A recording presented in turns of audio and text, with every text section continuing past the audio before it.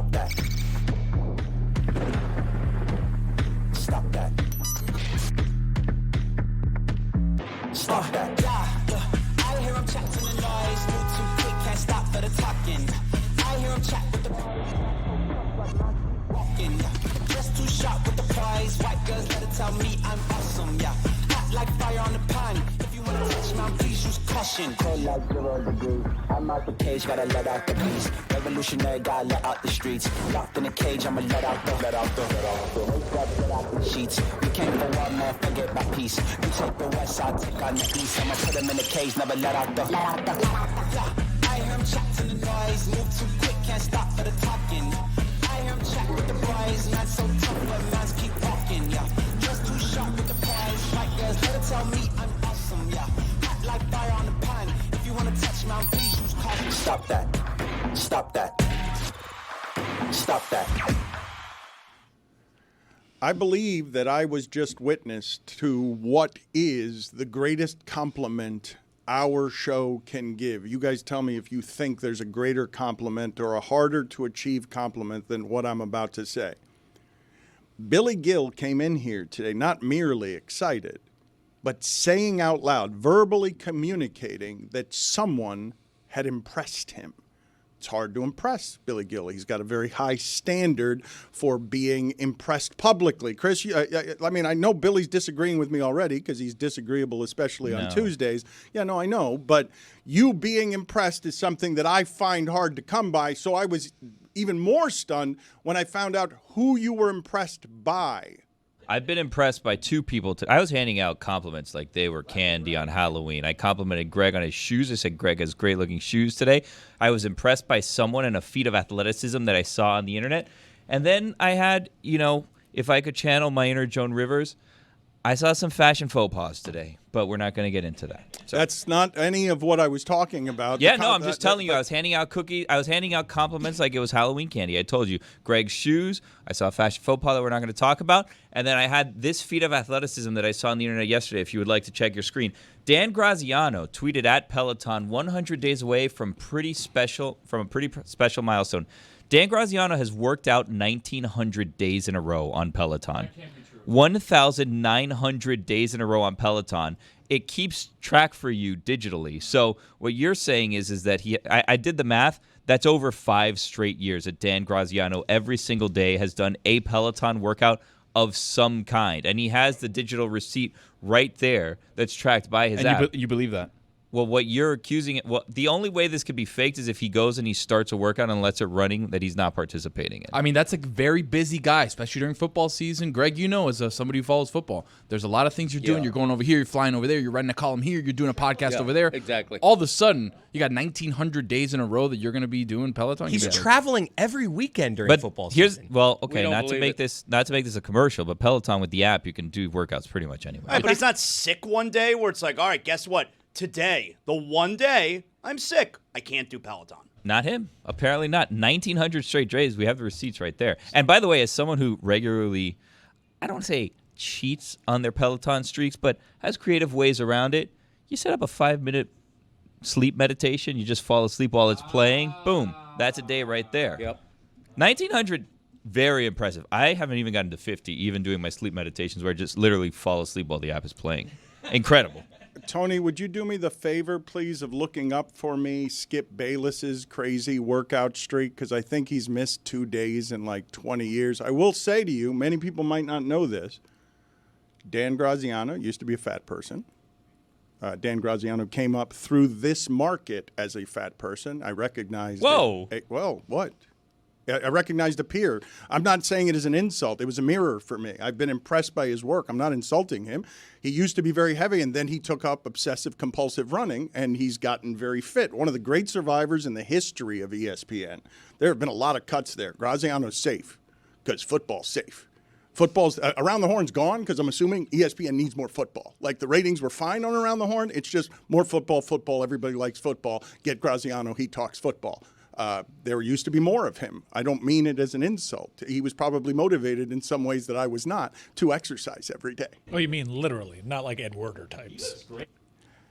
He does look great. He is very fit, and he exercises every day, and he has kept that weight off. There was no fluctuation with that weight. There used to be, but then once he started working out every day, the fluctuation on the weight stopped, and also once he realized, oh, look, a television career. Not a lot of fat people on television. Presents very well.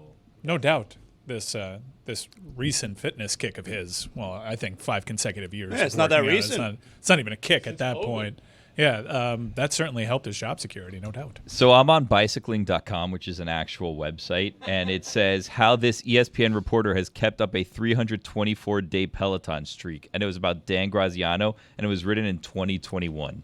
Whoa. Who owns that website? Is that Stugotz? Did Stugotz finally get one of them? It's actually realbicycling.com.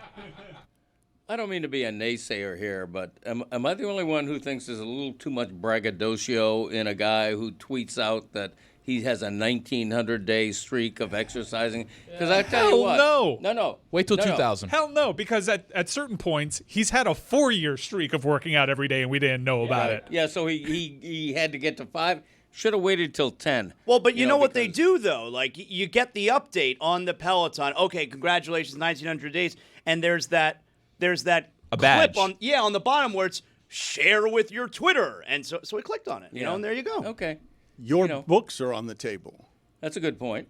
But I'm not bragging about how many books I've sold or what streak I have of You just selling got a done book. saying you're prouder of your books who have never disappointed you than you are of your sons. I didn't exactly say that, did I? I want to hear these rankings. You did say that. You I said think that's exactly what you I said. said I don't my remember books saying have that. never Word disappointed for me. word. That's the only thing I said. It implies. No, that's fine. I mean, you know, let's. But and love Dan Graziano. Don't get me wrong. Sounds like it. Well, I think he could walk in the room and I actually used to work with him. I was going to say Yeah, that's I actually. mean- Well, he that's used to be a on me. fatso, according to Dan, so he may not recognize You know him. what? I love that he's lost a lot of weight. I love that he exercises, but people who don't exercise fanatically don't want to hear about other people, you know, having great feats on a treadmill or something. So what you're saying is instead of putting out his streak, he should just put out a picture of his Peloton. Like you just put out a picture of your book, or just sit your book on the table. Well, he Just put could your do- yeah, Peloton sure. there, and then we could just admire his Peloton. Yeah, and let people surmise. Exactly. how Can often I he stop uses you it. for a second? And I want to get to Tony's Skip Bayless fact in a second, but I've lost Mike Ryan. He's off to sea, and I've noticed this over the last couple of years. It doesn't happen that often in the morning where we have live sports television that allows gambling. But Mike Ryan is gone because he's looking at a television here. What are you watching that you have action on that makes you a specific kind of degenerate on a Tuesday morning? We got a sicko's delight inside the ACC. The ACC baseball tournament is underway. Classic ACC matchup between Cal and Miami. This game, the first pitch was at 6 a.m. Pacific time for those watching at Berkeley. We got underway with a bunt single. I am locked in, positively dialed. They started at 6 a.m. playing baseball? Pacific time. 9 a.m., This is 9 at the Well, the Durham game's Bulls. here. Well, no, it's in Durham. I mean, East Coast, though. Yeah, East Coast. But Cal, ACC member, Yeah, okay. this is a 6 a.m. start for So their 9 a.m. natural, local, but 6 a.m. back there. for their body clocks. Yeah, they probably pulled up to the stadium. Their bodies thought it was like 4:30 a.m. It looks like there's 63 people there. Yeah, really. Looks like a Marlins crowd. I thought you were saying it was at Berkeley. I don't know that there's a lot more absurd between 6 a.m. and 9 a.m. on a Tuesday for a baseball game. They're both pretty absurd. That's some Dan math going on. You send a lot of early texts. Yeah, I'm going to go ahead and say the difference is 3 hours. It's a major difference between 6 and 9.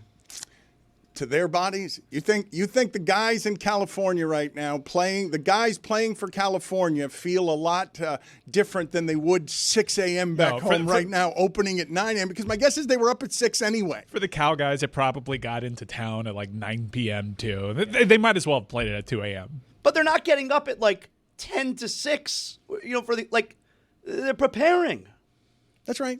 What I'm saying is the difference is between 6 and 9 isn't the 3 hours that you think it is. It's the difference between 3 and 6 because of all the preparation they have to do before first pitch. Like they're actually getting up at the time you're alleging they're not getting up. They're just not playing at 6 a.m. But they're sure up at 6 a.m. Late May is always great for the sickos. You got the baseball conference tournaments going on, and pretty soon we have Roland Garros.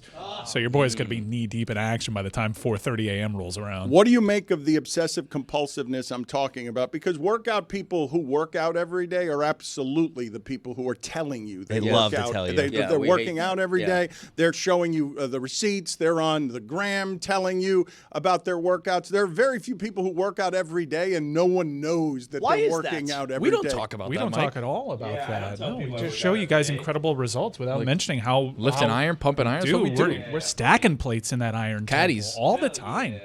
What'd you have for breakfast? A 45 plate? Clanging and banging. Thank you. What is the Skip 45 plate. Bayless stat? Speaking of clanging and banging, so he works out 3 times a week with weights, and then he does cardio every single day. On Sundays, he does something special where he does an 8-mile run, and then the last mile, he does it at a faster pace than all the other ones. But he's also training his mind and doing mental stimulation as well. You got to give me, though, the stat, please. 2 missed workouts in 20 years. There's a specific stat involved that Skip Bayless He throws sucks. around. It's no Graziano, I'll tell you that right now. We're now going to have to get on Graziano. I found a picture of him on his bike, Greg, if you want to question whether or Yeah, not I'm- he's actually look at right, that I'm guy. looking at it. Look at those tries. Oh, Yeah. Okay. What do you mean, okay? What are you mocking it's Graziano just, for? that's 5 years old, that photo The whole also. exercising culture, I'd like to see what mile he's on. Like, do we know it's not like LeBron where he's on the first page of the book? Wow. Good Come on, point. guys. He has boxing gloves in the background of this photo. He has what seems to be a weight rack behind him. Like, Yeah, there's clearly strategically results. Small weight rack. Well, I Very don't small. understand what you guys are doing. You're questioning whether or not someone's working out. And then we're praising Skip Bayless, who skipped 2 days in 20 years. Like, why is that praiseworthy? Well, hold on. It's been longer than 20 years, by the way. So he's not missed a single cardio workout since May 3rd, 1998. Oh, bullshit. Due to a sinus infection, by the way, Dan. And he has not missed a lifting day since 1982. They didn't even lift weights in 1982. Oh, What, buddy. he invented weightlifting? Like, get out of here. When were the Bash Brothers? When was that? That was like 89. Late 80s. They invented weightlifting and steroids. How about Arnold? No, please, Arnold. What do you mean? It was No, in the it was the 70s. Bash Brothers at Le Batard Show. Jose Canseco invented weightlifting. We all know it. You can tag him. He'll retweet it. He'll confirm it. I guarantee you by day's end. Thank you. Put it on the poll, please, at Le Batard Show. Did the Bash Brothers invent weightlifting? You guys have now criticized. You said that can't be true, and you called bullshit on everything we were saying here. Let me play this Shaq sound for you guys, because this is something else. We need a new segment, That Ain't True, or That's Bull, where we just accuse someone straight of lying. Shaq does this all the time. Shaq doesn't care what he has to say in order for people to pick up what he said. And so here is Shaq lying. In 1992, I think the draft was in June or something, I meet Mr. Stern in March. And he says to me, hey, know who you are. Can't wait for you to come to the NBA. Then he pulls me to his side. You want to play where it's cold or where it's hot? He asked me that. Yeah, he did. He asked me that, and I was like, hot. And he smiled, and I smiled. And then a couple of days later, they had the draft thing and, the top 3 things. And then Minnesota was number 3. I was like, and then Charlotte was number 2. And then Orlando, Florida was number 1. I was like, I didn't think anything about it. But, you hear a lot of these conspiracy theories. And, there's a lot of situations that could make these things sound good and sound true. Like, okay. What are you shaking your head about? Judge Zaz? I love him so much, but he is so full of I mean, we're talking something that was over 30 years ago, so it's definitely like a game of telephone. Where he's Well, the not- man is dead. Who Yes. like this is the best way to tell lies. Yes. The dead do not tell lies.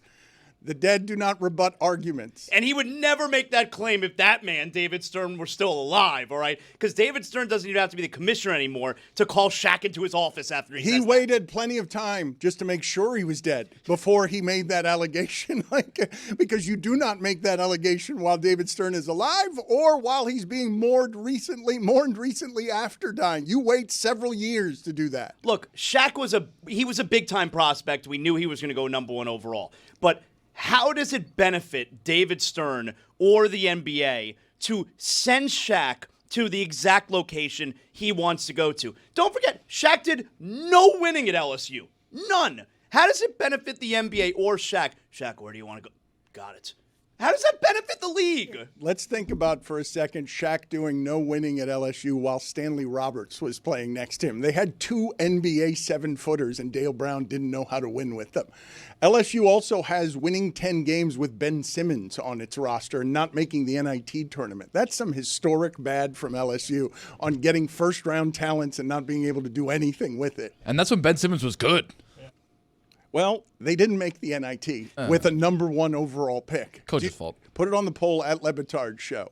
Is it impossible to not make the NIT if you have a healthy number 1 pick playing well? Because you're right, Ben Simmons wasn't what he is now, where he can't make a jumper back then. I did some research into this Arnold Schwarzenegger situation. Apparently, he won weightlifting contests in 1964 and 1965. He also won the 1967 Munich stone lifting contest, in which a stone weighing 508 German pounds is lifted between the legs while standing on 2 footrests.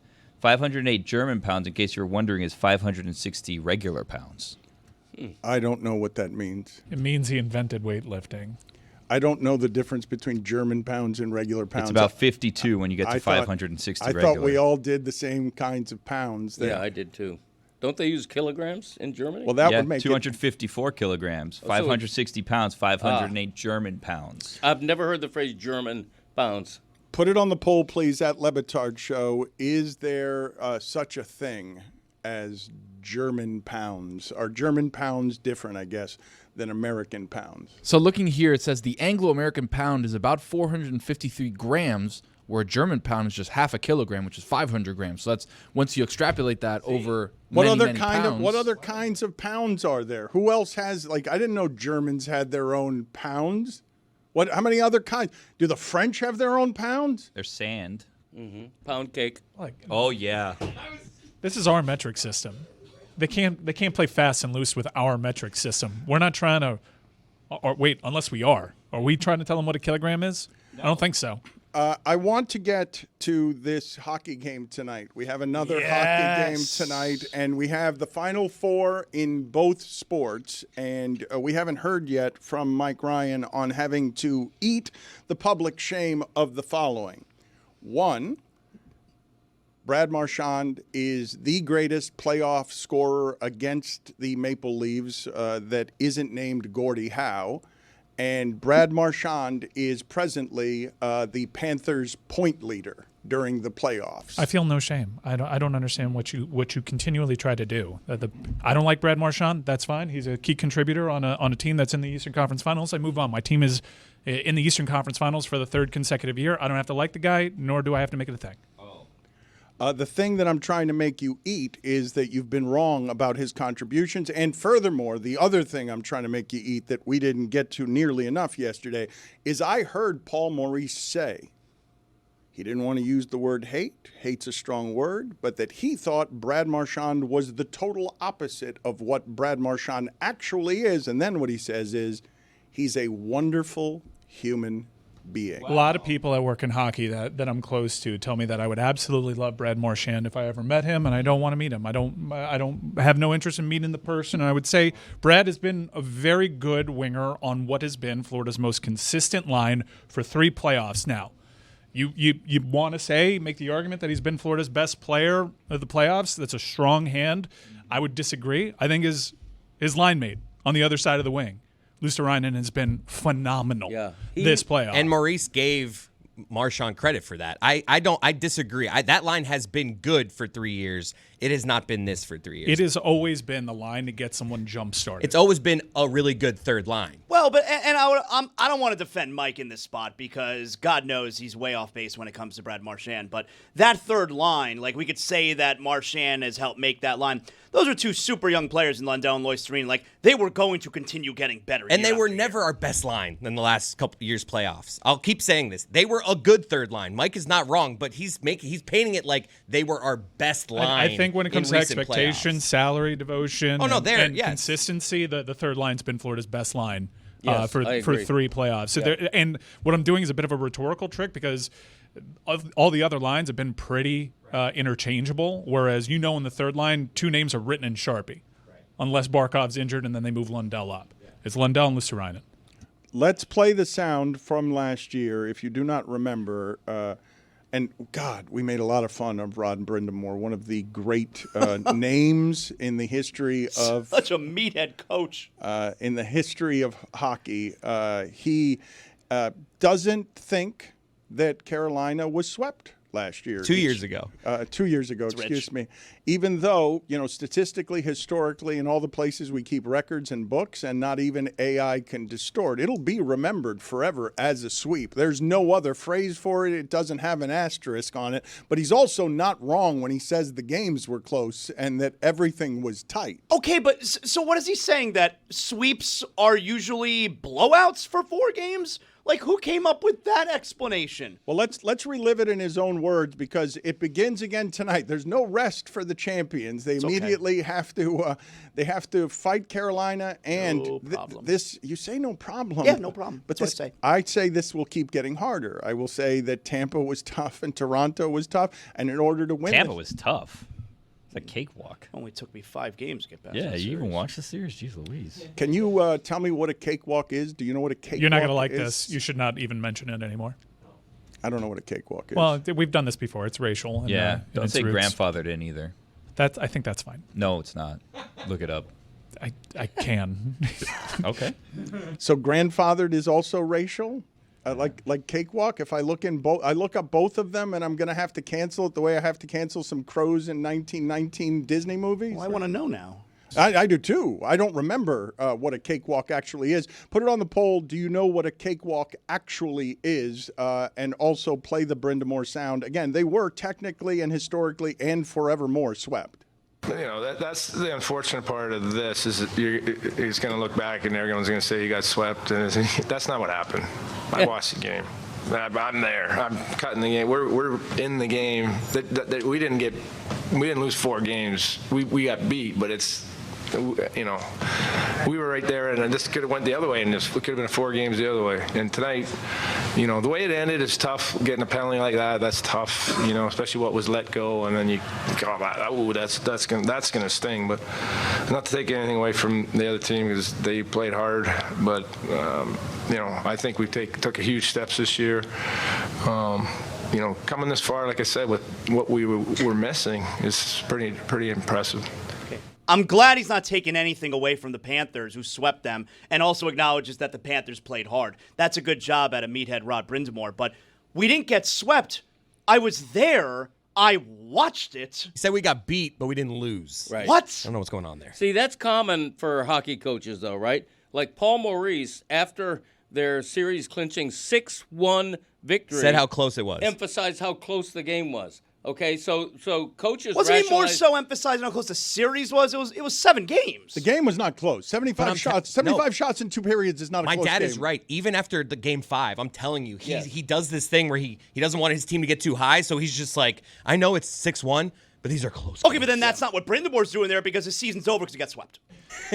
In the history of Game 7s at home, there's only been one other that's been played that's not close. So that Toronto game at the end was not close in any way, not mathematically, not historically. The cakewalk originated in the antebellum South, where enslaved black people would perform stylized dances that mocked the formal European-style dances of their white enslavers. These dances were often held at gatherings on plantations. Let's not put that poll up that we Ouch. just asked for. The phrase grandfathered in originates from discriminatory practices in the southern United States after the Civil War, particularly in the context of voting rights. Whoa! You will not be able to make cancel culture so restrictive that I cannot walk around cakes.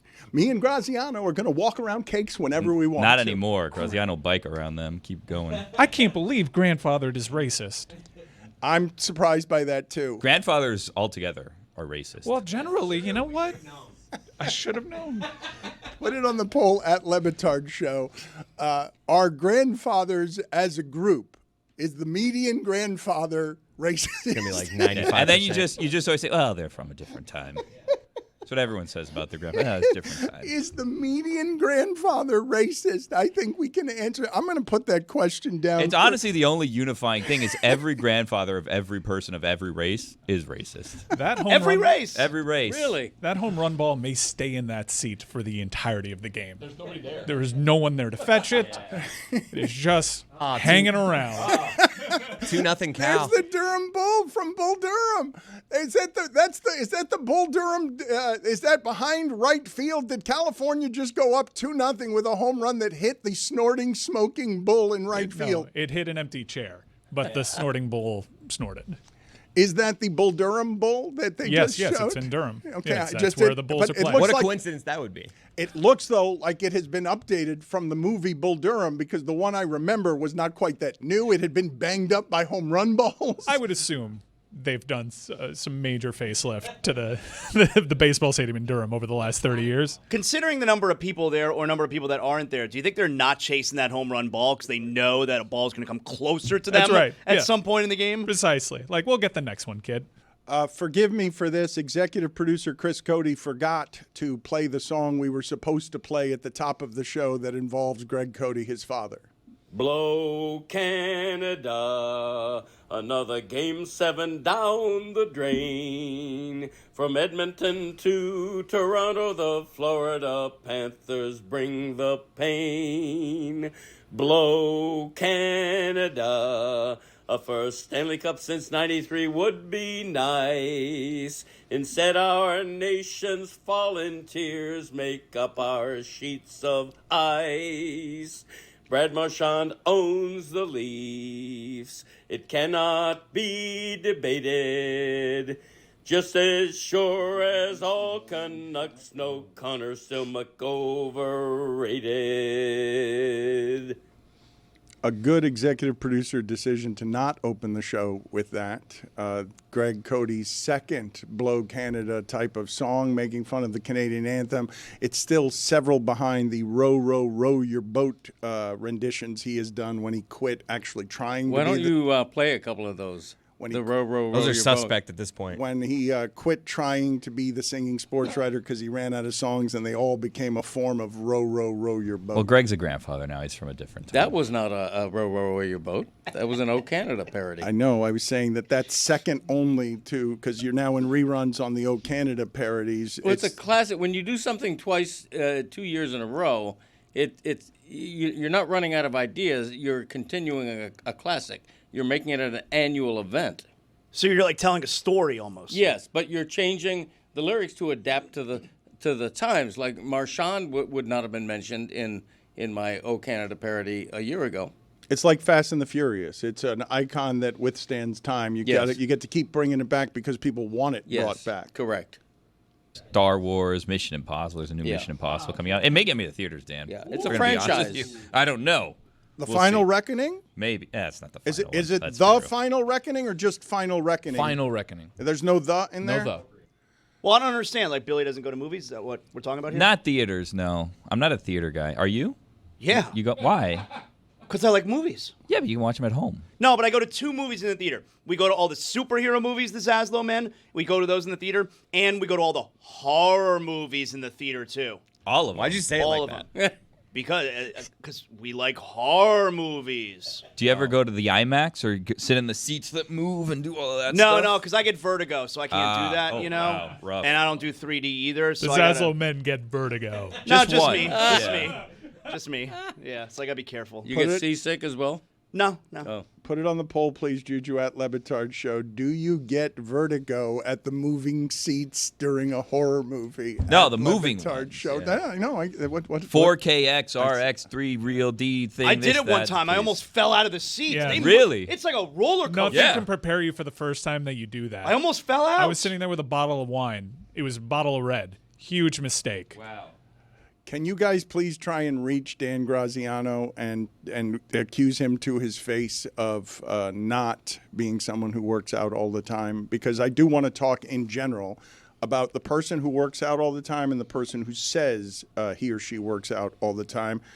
Scott Price exceptional writer, Miami Herald, Sports Illustrated. He's on the Greg Cody Show featuring Greg Cody this week. Yep. And Scott Price is somebody who many years ago for Tropic Magazine was writing an article, and he was just at the gym writing about someone on a treadmill running in place, and he made it a symbol for a generation. The vanity of running in place while staring into a mirror and never having a generation that has to endure a war itself. Just sort of like how it is we became soft and we graduated from taking photos of ourselves on the treadmill to now we're just walking around taking photos of ourselves everywhere we are, including the movie theater. We've gone from a generation that was soft because all it did was exercise instead of, picking up stones, 500 German-pound stones, and throwing them into the sky. Instead of doing hard things, we just dabbled in self-involvement. Right.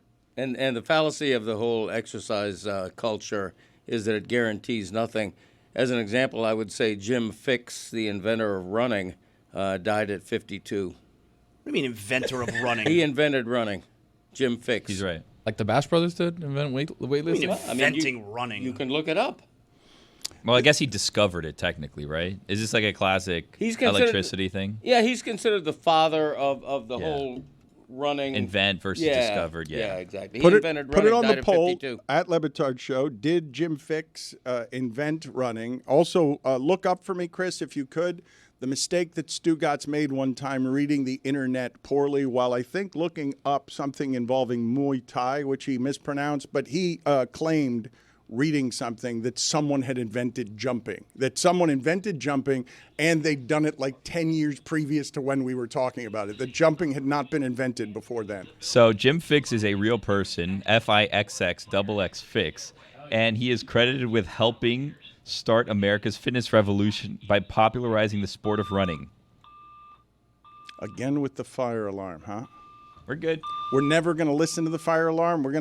Do you ever leave? Do any of you ever leave where you are? How long does it take you to leave where you are if the fire alarm is going off? Never. You guys never leave? I need to see the fire. No. In school, they used to have those, remember?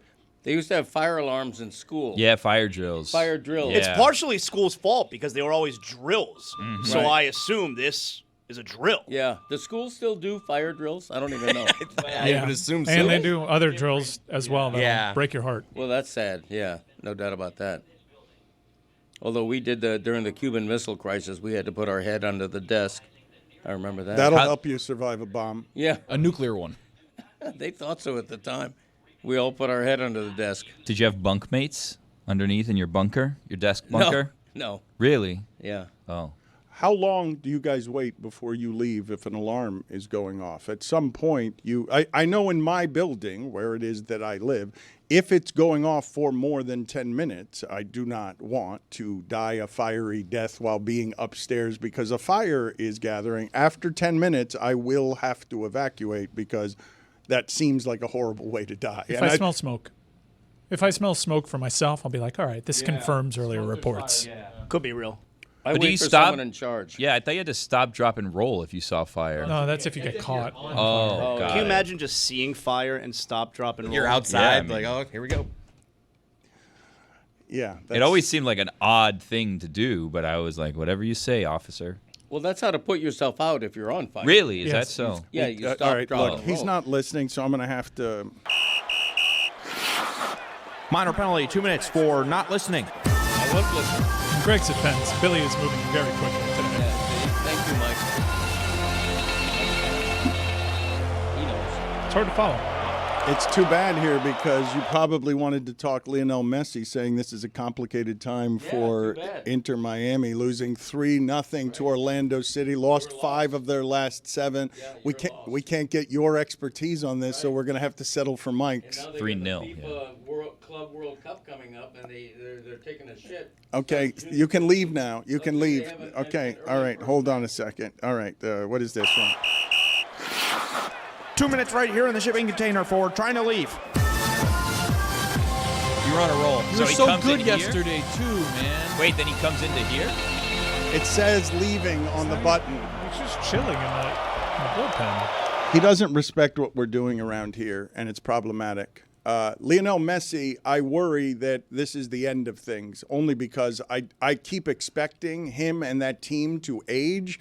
And once they get to the losing of 5 of 7, I'm assuming aging's going to happen here at some point to these people, correct? Wait, so do you see a scenario where like he doesn't even make it to the new stadium? I'm saying that 5 out of 7 losses with a team that Lionel Messi is on and healthy, given what I've seen is the difference between him and everyone else playing in that league. I don't understand losing 3-0 to Orlando City, and I don't understand Messi playing minutes and them losing 5 out of 7 games if he's on the field the entire time. They've kind of fallen off the face of the earth, really, after they lost to Vancouver. They've had a lot of fixtures, more fixtures than most MLS teams because of the deep run in that specific competition. But, his contract expires December 31st. Yeah, is next year an option in the new stadium? If you're looking for signs of encouragement, his friend Jordi Alba, who joined Inter Miami around the same time, a Barcelona teammate, did just extend to 2027. I haven't done reporting on Messi since I broke the biggest story in the history of South Florida sports. Wow. So I can poke around. He's getting older at a time that they're about to move into the stadium that's been put off for several years. You'd like to open that stadium with Lionel Messi, but they haven't. Relatively unproven head coach that got off to a really fast start, and there's a little adversity here. Now, Orlando is a good team inside the Eastern Conference, but what a difference 3 weeks make. Miami was cruising atop the Eastern Conference, and now they're right in that area of like struggling to make the playoffs. But it's a long season, and they'll usually figure things out. They would have pushed back on it being the biggest story in the history of Miami sports. Okay. Yeah. You don't think Messi coming to town is up there? No. It's up there. You said it's the biggest story in the history of Miami sports. He broke the biggest story. That he broke it. It's that he broke a story. Well, he's saying it's not the biggest. Is that thing? That's all right. I'm just trying to boost my own credentials by putting the story over. If I say it's the biggest story, then I make myself look better because I broke it. Okay. I don't agree with it being the biggest story. What'd you think it was? Lance Stevenson getting drafted by Big Three? What's the biggest? Michael Beasley demanding a trade from Big Three. Yo, Michael Beasley is a Heat lifer. He was not consulted on this Lance Stevenson draft pick, and he's like, I'm out of here. Is that what happened? Yeah, because it's on site with Lance Stevenson. They're playing one-on-one, I though. like it. I don't like this one bit. Lance Stevenson, you don't make that kind of acquisition in Miami. I like it. And where is Big Three leadership? This is right up there with Marchand. Like, this is not something that you do. You don't bring Lance Stevenson to Miami. No, it's not like that at all. Marchand's a champion. Credit to Michael Beasley, who I believe is also a champion. Is he not? Was he not on one of those teams? I don't think so. He wasn't? No, but he wasn't on one of the LeBron teams that made it? So. He was on 14 that lost. Oh. This episode is presented by DraftKings. DraftKings, the crown is yours. I'm curious if any of you have the same problem I do as I've aged with the analysis of sports changing, just because the hedge fund numerology involved with identifying inefficiencies make it so that all teams are now copycatting each other on how to get more information, on how to maximize the numbers, and it's distorting how enjoyable everything is from an entertainment experience. But from an analysis perspective, one of the things that's becoming more difficult for me around sports, and it has since Tom Brady. We talked yesterday about bad takes in the history of the show. Tom Brady had a Hall of Fame career just in the time after I wondered whether he would age like all other quarterbacks. And so when it comes to Messi, for example, or LeBron, or Tom Brady, or even Damian Lillard coming off an Achilles, making it so Giannis doesn't want to be there anymore, because why would I want to be there when he's taking up $58 million and I don't want to waste another year of my prime not winning the championship? How players age is something with science that's becoming impossible for me to guess. When does Messi get old? When does Brady get old? When does Aaron Rodgers get old? When does LeBron get old? When all previous metrics suggest I'd be right every other time that I guessed 3 or 4 years earlier that those athletes would indeed get old. Or Diana Taurasi, and they don't get old. They play into their 40s because science has changed how it is that people age. I also think that in the case of LeBron and Tom Brady and Messi, we've seen other people age at a normal rate, and we keep wondering, like, what kind of science do they have? Well, part of the reason is they're the greatest of all times. Right. Like that might be their secret to aging, is that Tom Brady, LeBron James, Messi, Serena, they're doing these unprecedented things because they were just that damn good. And are you already at the point where Messi is getting old? Is that what you think is happening? I just keep waiting for something to indicate to me that he's not the best player in the world. I think, look, well, he plays for the MLS. But after 35, but he just won but a when he World plays Cup. when he plays internationally, though, he's still bossing the games for Argentina. I think we're not at that point yet. I think you look at an unproven head coach in Javier Mascherano that is Argentinian, that has a link to Messi, and you can start poking holes and say maybe that wasn't the right guy for the job. I mean, isn't the sign that he's aging, though, that he went to the MLS? Historically, you'd be right, but that's usually what happens with that league, is they get older players. Didn't he come to the MLS as the best player in the world? Yeah, he came a couple months removed from being the best player in the World Cup and having an all-time final with Mbappe matching him shot for shot. Yeah, he was the best player in the world when he showed up here. Well, part of this may be playing the result on my part, but I've only thought the past couple of months that Messi looks slow compared to the game. Like I've seen Vancouver, I saw that. Might have been the Minnesota game where you're watching the game and you're like, these younger players, barely half his age, are faster than him. Really? Yeah. He always kind of approaches the game with a stroll. He conserves his energy. Yeah, which I mean, is what, he essentially walks half the game. Which is why what was so shocking is we're about a month and a half removed from one of the craziest MLS games I've ever seen. It was in the CONCACAF Champions Cup against LAFC, where he is sprinting the entire time. Honestly, if you want to look at what happened to Miami, it kind of dropped off after that performance because of how much they put into it. They're an older roster, and they went like crazy trying to get that result to advance in that tournament. It is interesting him speaking the way that he just did with, fans got to stay with us, it's hard, yada, yada. Has he ever spoken to the media before this? He does. He does. He doesn't speak very much in English, and so they never make him available. No. Never. That's a fault of Inter Miami. Usually handpicked. Yeah, they have like some media availabilities depending on the competition, and they'll do like one-off like profiles on him, but he's pretty guarded. Can you guys find for me, please? I don't know what the rights issues would be, but I remember seeing him on a Japanese television show doing amazing tricks one time because Messi's availability is limited. He tends to be not very interesting in interviews even when he gives them. It's one of the reasons I'm skeptical of Michael Jordan being a broadcaster the same way I was skeptical of Tom Brady being a broadcaster. He's never said interesting things. Why would he say interesting things on a broadcast? I don't think it's about Messi saying something interesting. I think it's about you're in MLS now and you're in a new country. Maybe, get in front of the fan base every now and then and say a couple things. Oh, but it's his play that speaks for him, and he doesn't have any trouble selling the sport. He's not going to do it with words. There's nothing Messi selling with words, I don't think. No, the biggest thing that's stopping the league from growing is the fact that most of its season exists behind a paywall when it's not mature enough to be making that kind of move. It is an interesting business decision, a daring one, and I believe a smart one internationally to make people in the streaming age pay for the right to watch Messi when everyone in the world who loves soccer wants to watch it. I didn't order it this year. I don't have it. Well, you probably get it for free if you have Xfinity or T-Mobile. There's a bunch of corporate tie-ins that you get it for free. I was getting it for free with my season tickets, but I didn't renew this year. Yeah, it's. I think it's proof positive that it's been a dumb strategy for MLS to do this before the World Cup. Internationally, they don't release these numbers. We don't know what their subscription model looks like. We know that Messi gets a cut reportedly of it, but I think it was really, really dumb to put your domestic league, the biggest domestic league that you have, behind a paywall before the World Cup is here. You got to make the game as accessible as possible, as the entire world is going to be traveling here next summer, and then you start shooting your shots, but it needs to be way more accessible than it is right now. You say it's dumb, and it may indeed have been dumb for MLS, not dumb for Apple that needs to recoup its investment by making sure they charge for the fact that they got the best player in the world to play behind a paywall, and they make the fans pay for that. It's an easy, smart way for Apple to increase its subscriptions, whether you care about the rest of what Apple is doing or not. It's a must. I can't argue for it or against it because I don't see the numbers. I would say that I don't know a lot of people that have MLS Season Pass.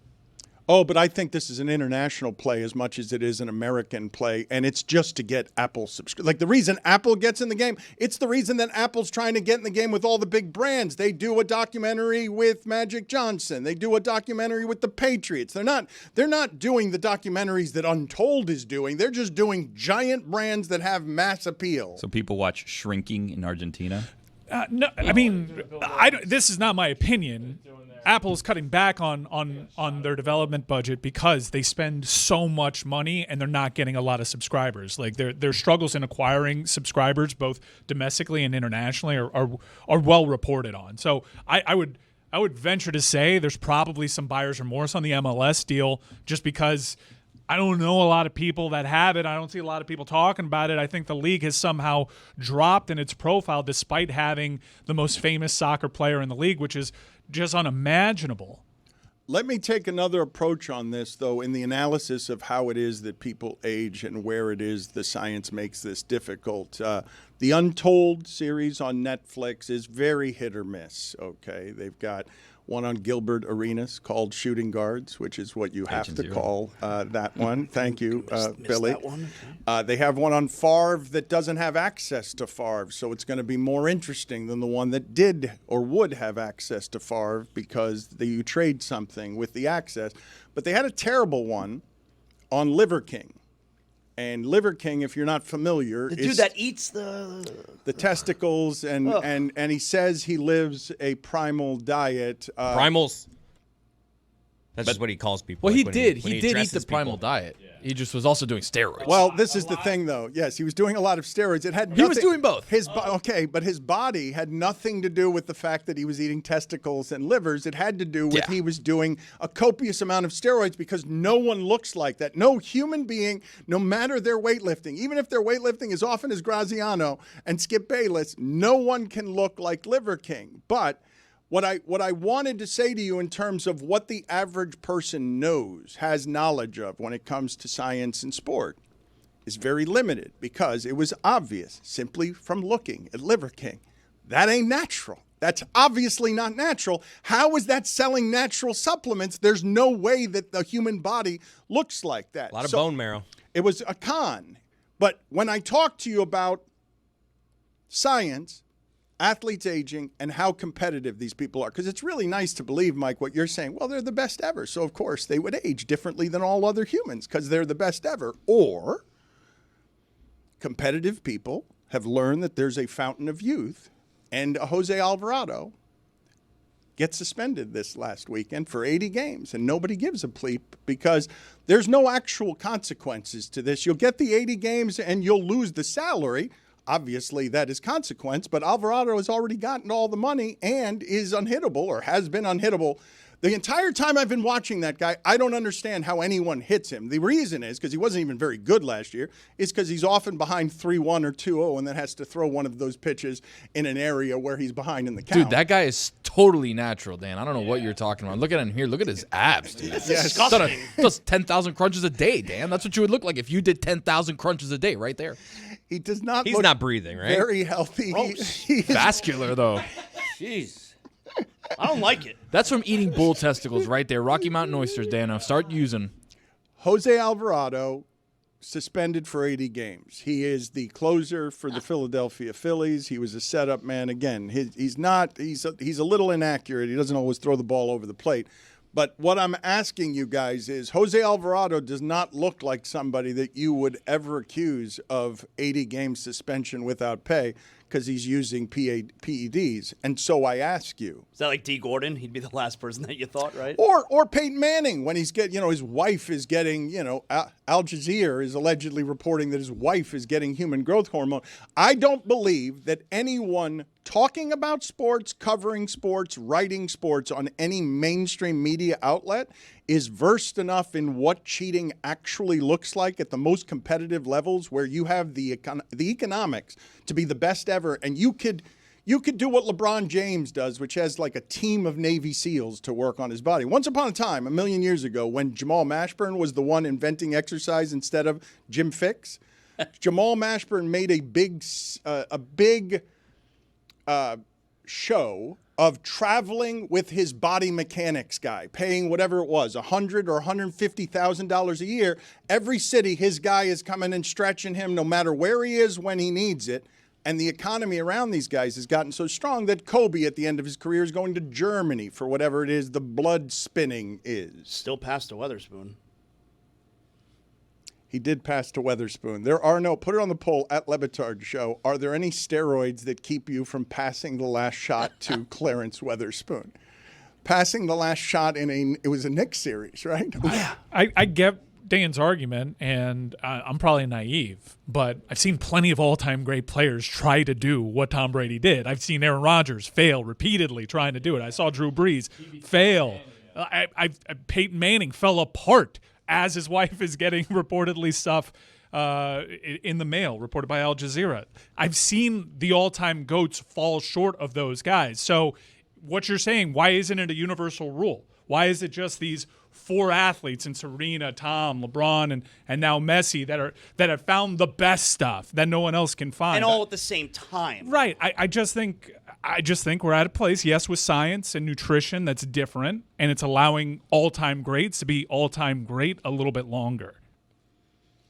You see physically what Jose Alvarado looks like. We cannot do this that way anymore.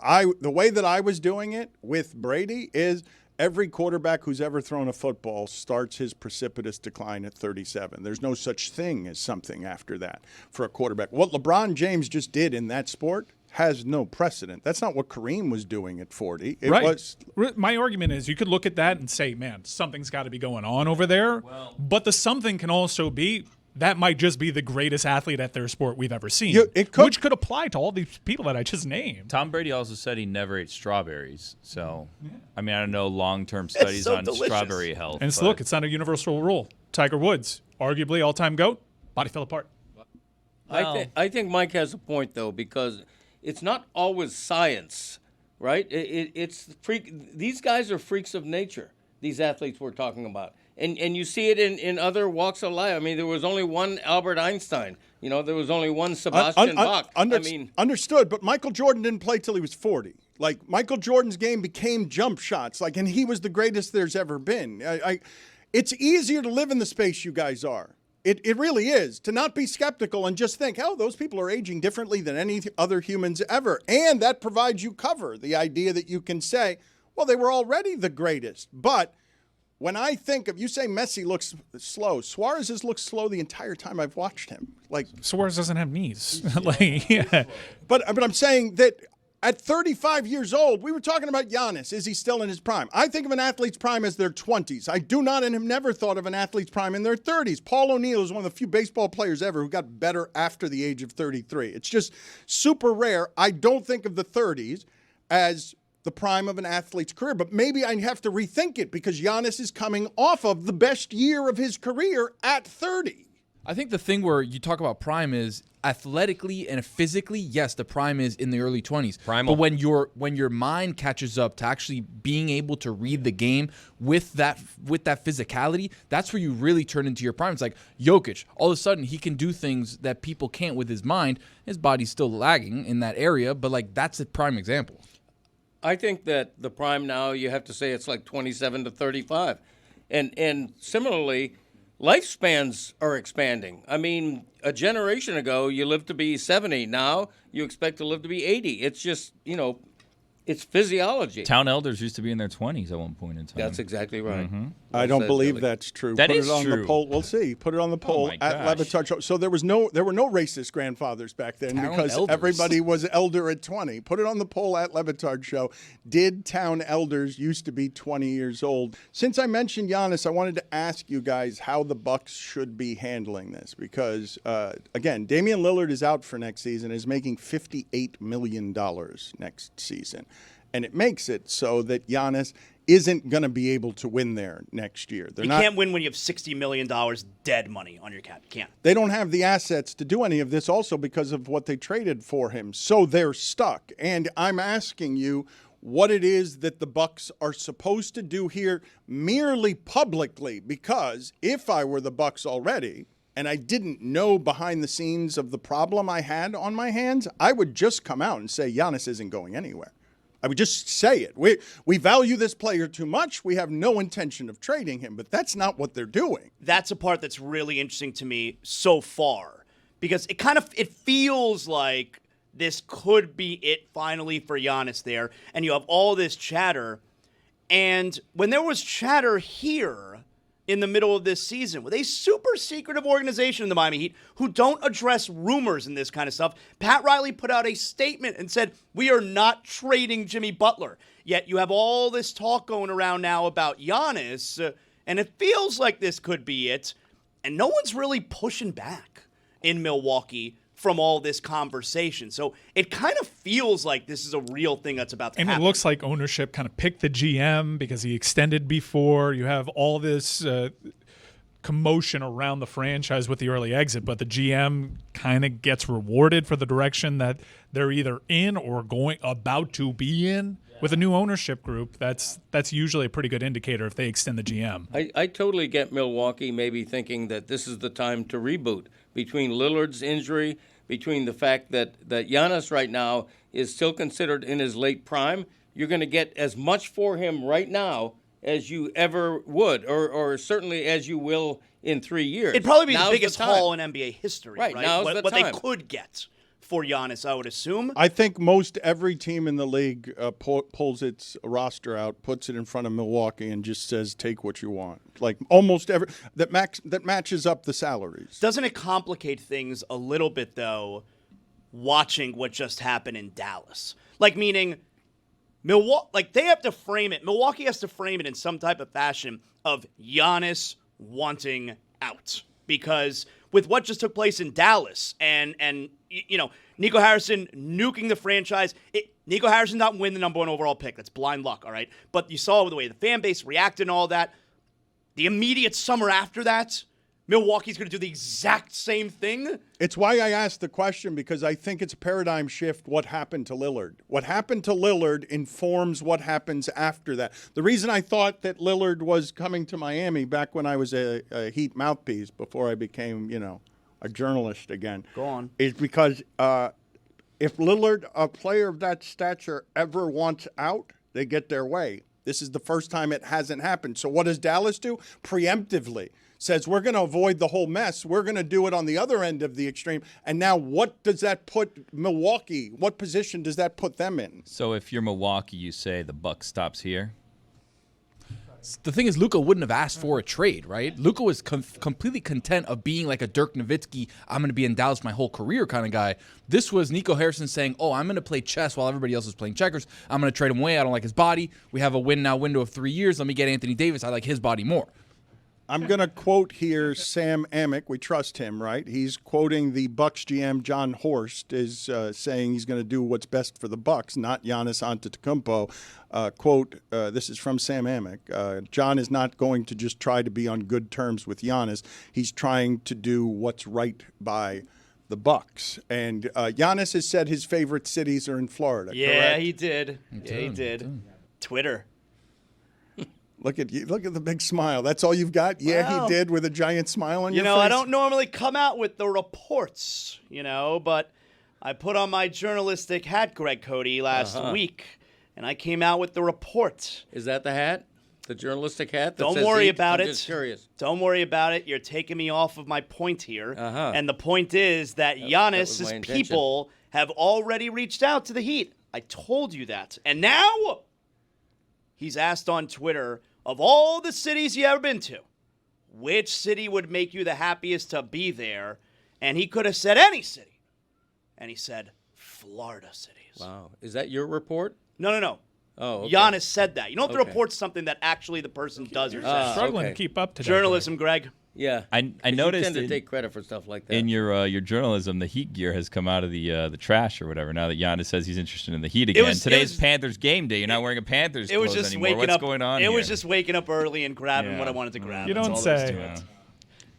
We couldn't have been able to tell. We thought it was the wardrobe What? allowance. What's wrong with this? What's wrong with this? Is that shirt? Independent journalist. Is that shirt like the you know? Something wrong? They sell the vintage, worn-looking clothes now. Like, there's no way that looked like that. Like, you bought that. That's new. There's probably still a tag on that. Of course I bought it. You're trying to make it seem like you're a weathered Heat fan and it's all worn out from wearing it so much. Made like to those, look vintage, Those I think. classic 2017 shirts that you It's brought called out the other day. vintage. Yeah. Gotta have vintage. That being said, I do think that shirt is 15 years old. It's just made to appear even were older. you here the day that he had his top 5 like throwback shirts and they were all from 2019? My wife makes me give them to Goodwill after so long. What am I supposed to do? You're wearing one that looks older than the 3. No, I like this one. That's a 2023 shirt No, if this I've is a ever good seen shirt, one. That's yo. fake vintage. You brought 3 shirts in that were meant to show that your closet is aged, fossilized, dusty, and cobwebbed. Really and comfortable. all of them looked less old than the one that Wow. you're presently wearing. Yeah, but I look good today.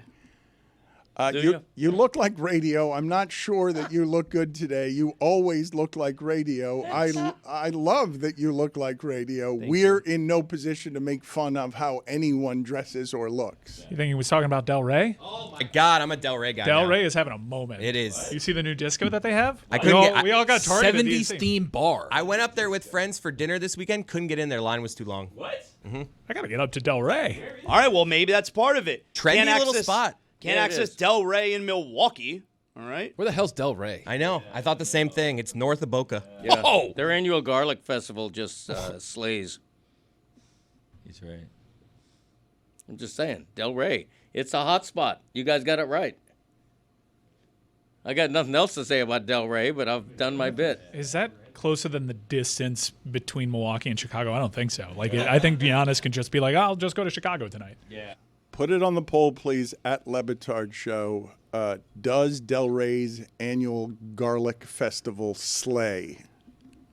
Yeah. I mean, because I don't think that's possible. I'm going to go ahead and say that I'm going to go ahead and say that in the history of Slay has never been a garlic festival of any kind in any city. You don't think someone came from the Garlic Festival one time and they said, hey, how'd the Garlic Festival go? And they said, slayed. I don't. A lot of bad breath going on there. Oh my God! I don't believe it's got to be per square foot more bad breath than you will find anywhere in any plot of land. I also don't think. Put this on the poll as well at Le Batard Show. Do you improve your wardrobe by saying "I look good, yo"? At Le Batard Show. Who said that? You did. Yeah, I caught that. Why did you throw a yo at the end of that? Age inappropriate. Just living my life. Well, Slay is doing age. that? Slay is age inappropriate. I mean, I think we already covered this. Just like we covered the grandfathers on median are racist.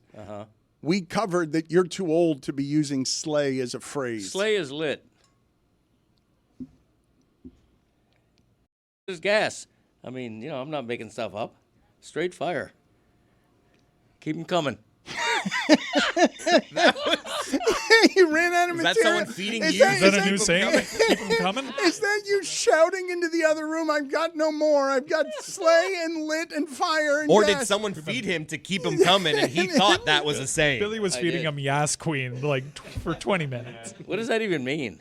Just say Just it. trust What does him. gas mean? What does any of what you said mean? It's fuel. I mean, that's how the wheels turn, man. Petrol. Speaking of fuel, I want to ask you guys, as the broadcasts in the NBA continue to add analysts so that the ESPN halftime show can be one syllable for each person, because I don't know why anyone at ESPN shows up to work for that halftime show, because there's no time to say anything and there are too many people. But Draymond Green is being added in the Eastern Conference. Michael Malone is being added in the Western Conference. It makes me wonder whether Michael Malone would have been added in the Western Conference if Denver had advanced. I'd like to know who their second was to Draymond Green. Do you think Michael Malone would have been added to the... I think it would have been really interesting, right? Because all of a sudden it's like this team that you were the captain of, that you won a title with, now has Adelman, and he's the one taking him to a Western Conference final. I think that would have been really intriguing. And I wanted to ask the rest of you, when you hear that Michael Jordan is back and that he's going to be a contributor to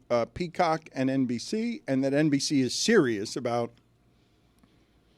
doing what Apple did with Messi, we got to figure out how to get people behind our paywall at Peacock. It also is going to be on NBC, but we have to have valuable things that we can hide somewhere and make people pay for it.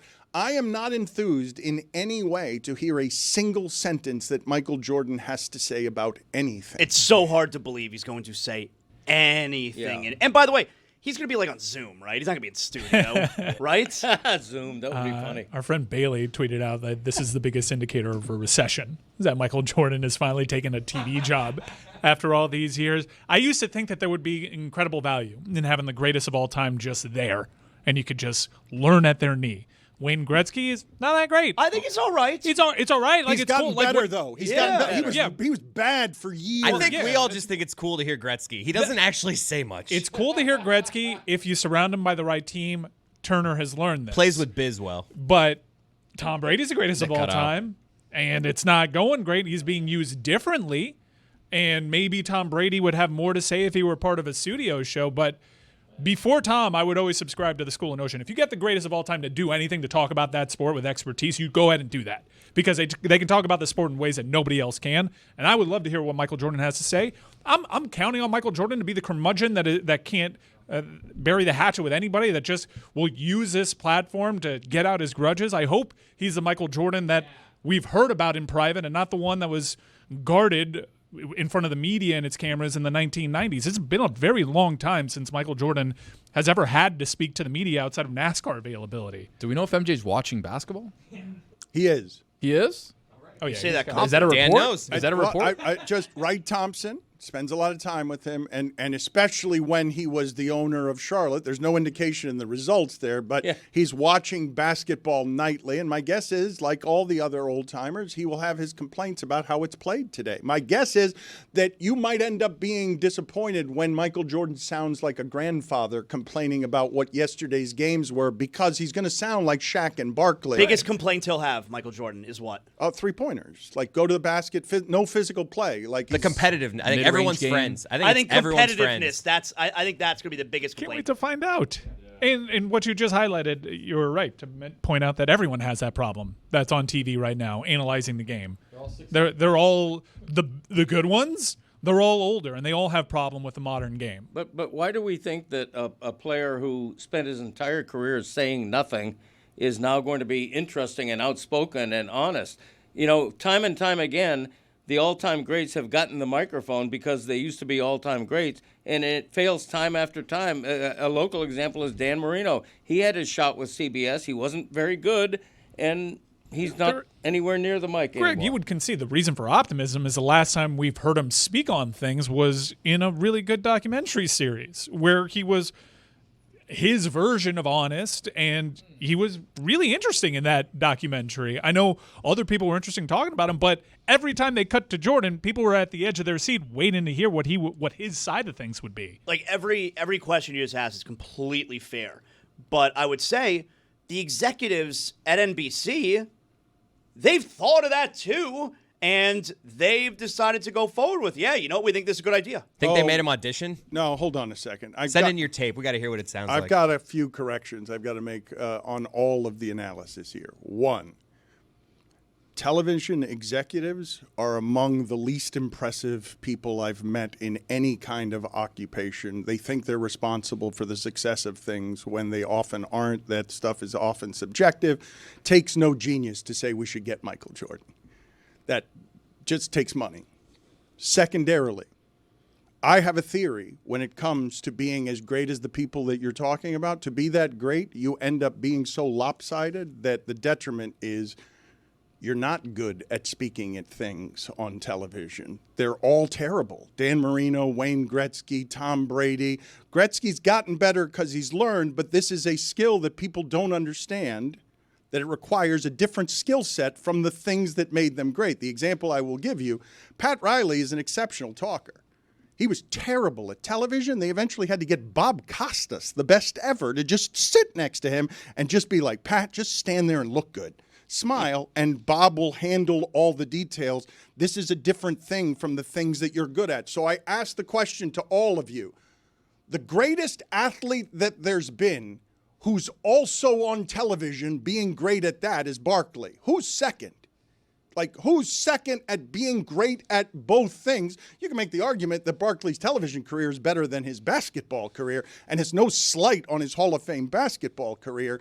But generally speaking, and you weren't asking Barkley to be anyone different. He was exactly the same person on television. And Draymond Green will not be this because he doesn't know how to be likable this way. He's got too much edge and undercurrent. He says interesting things, but he will not be as likable as Charles Barkley. Who's second on this person was great at the sport, but also when they're talking, I have to listen because the morsels falling out of their mouth are smarter than everyone else. I've told you guys this story before. It's one of the reasons smarter or more entertaining than everyone else. Correct. Just good at television. But I've told you the story before of Barry Bonds, the greatest. Wait, I'm just trying to learn the ground rules.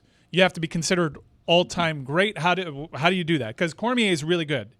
Daniel Cormier is really good for the UFC. He was a champion for a long time. He's excellent. He's a Hall of Famer. Is he all-time great in the heavyweight division? For sure. All right, so Daniel Cormier. John Madden.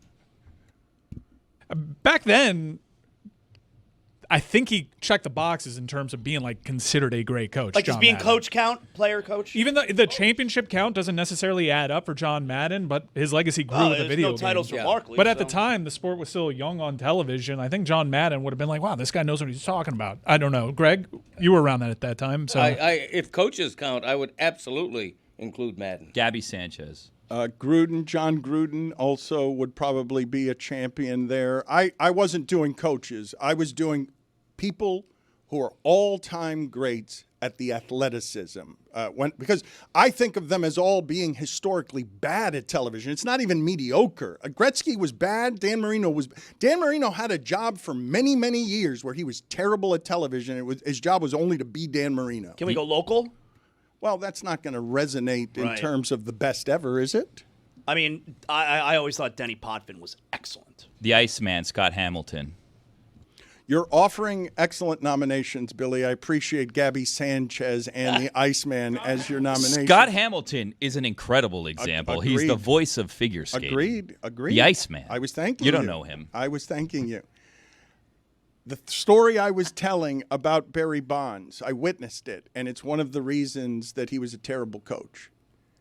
The greats generally can't explain it very well. Is Larry Bird the greatest coach that there's been as a great player? There aren't many, but I'm in the clubhouse, and I see that Rich Aurelio, the shortstop for the Giants, he's just studying his bat over and over for an hour while I'm standing next to Barry Bonds. And Rich Aurelio is really suffering this.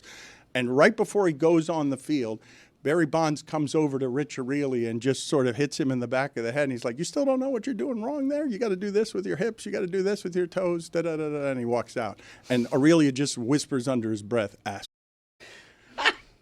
Because he has a gift. And in this particular instance, he was able to explain it to Aurelio. But to do it in a soundbite, Tom Brady still hasn't figured out how to do that in the right space and not be talking when the play's going on.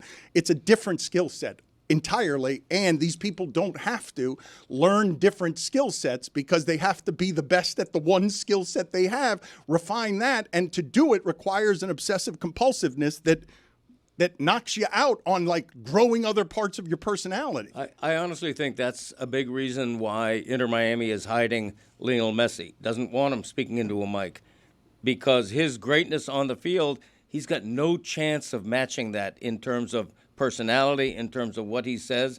He would come off as dull, the antithesis of what he is on the field. And why go through that? Why put him through that? yeah, he doesn't like doing it. Right. So he's not going to do it if he doesn't have to.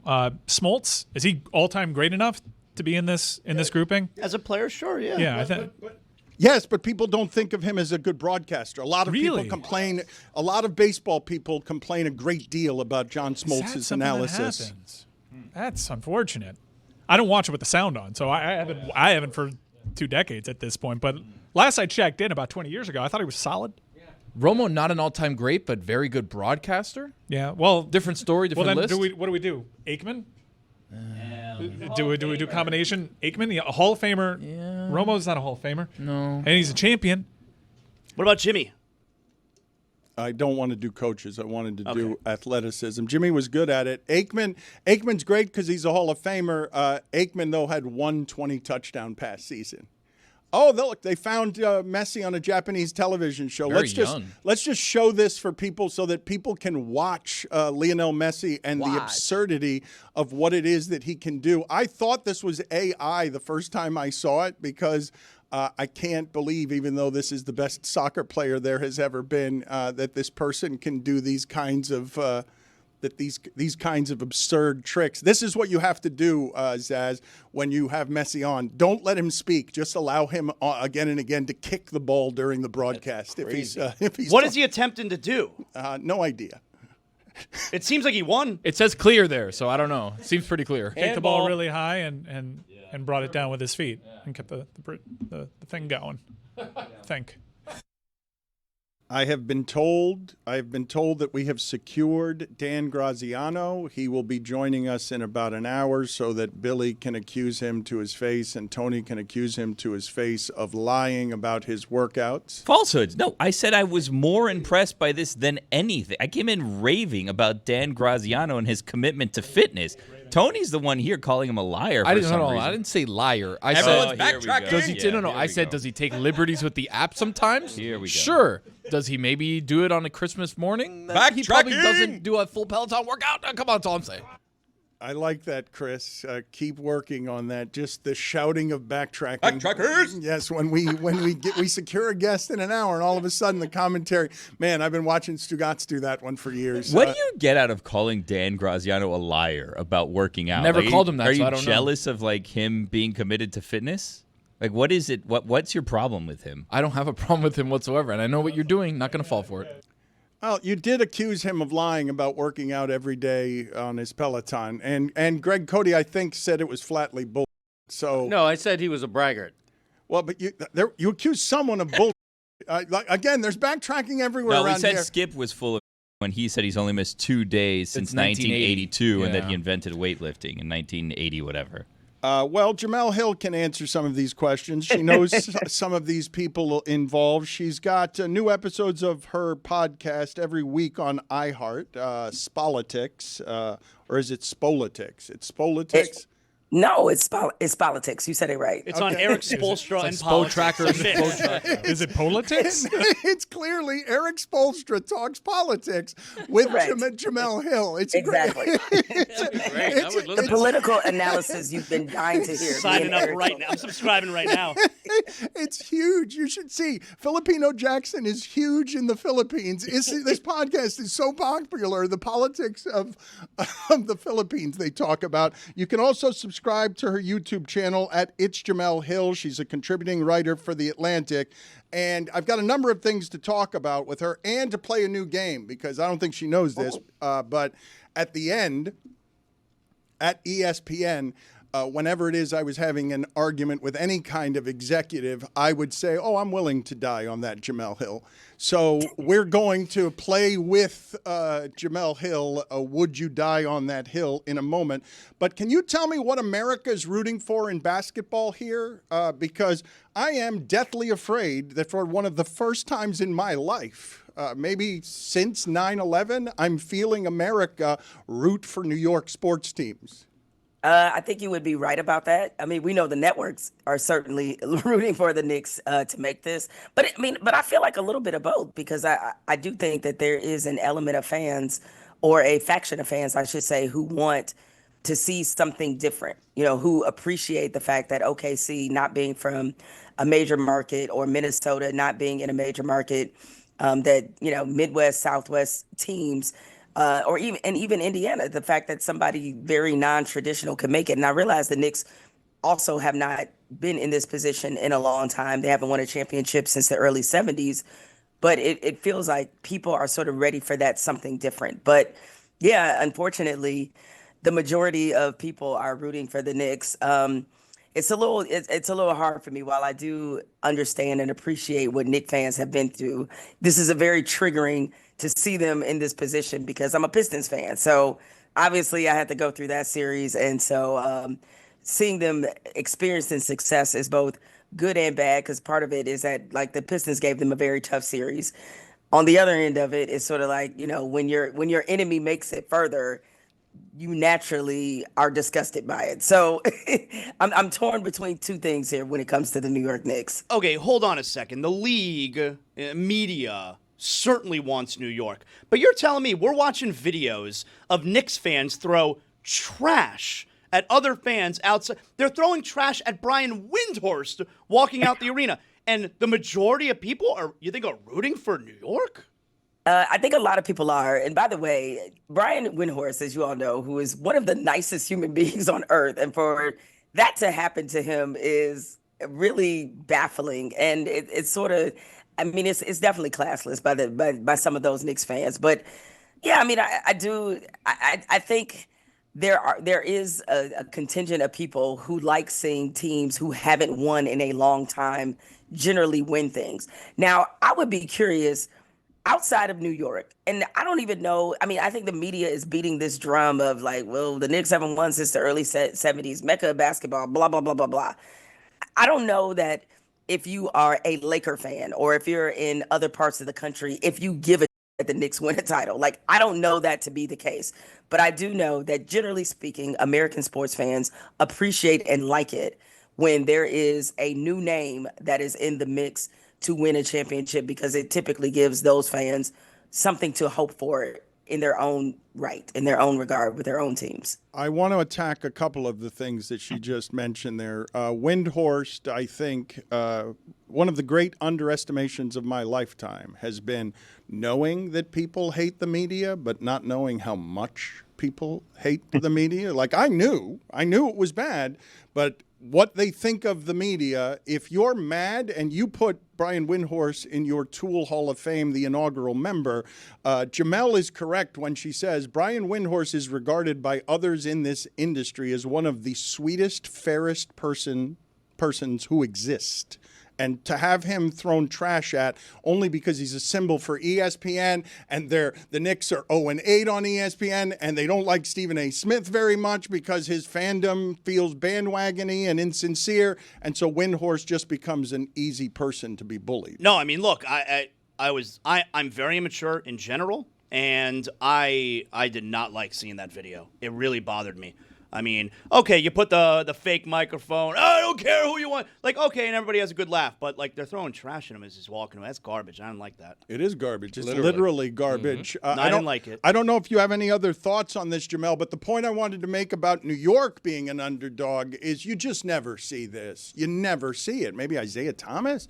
The player that size never gets to be the winner in that sport. That's not how that works. Jalen Brunson can't be the smallest player on the court and the biggest when it matters. Only Isaiah.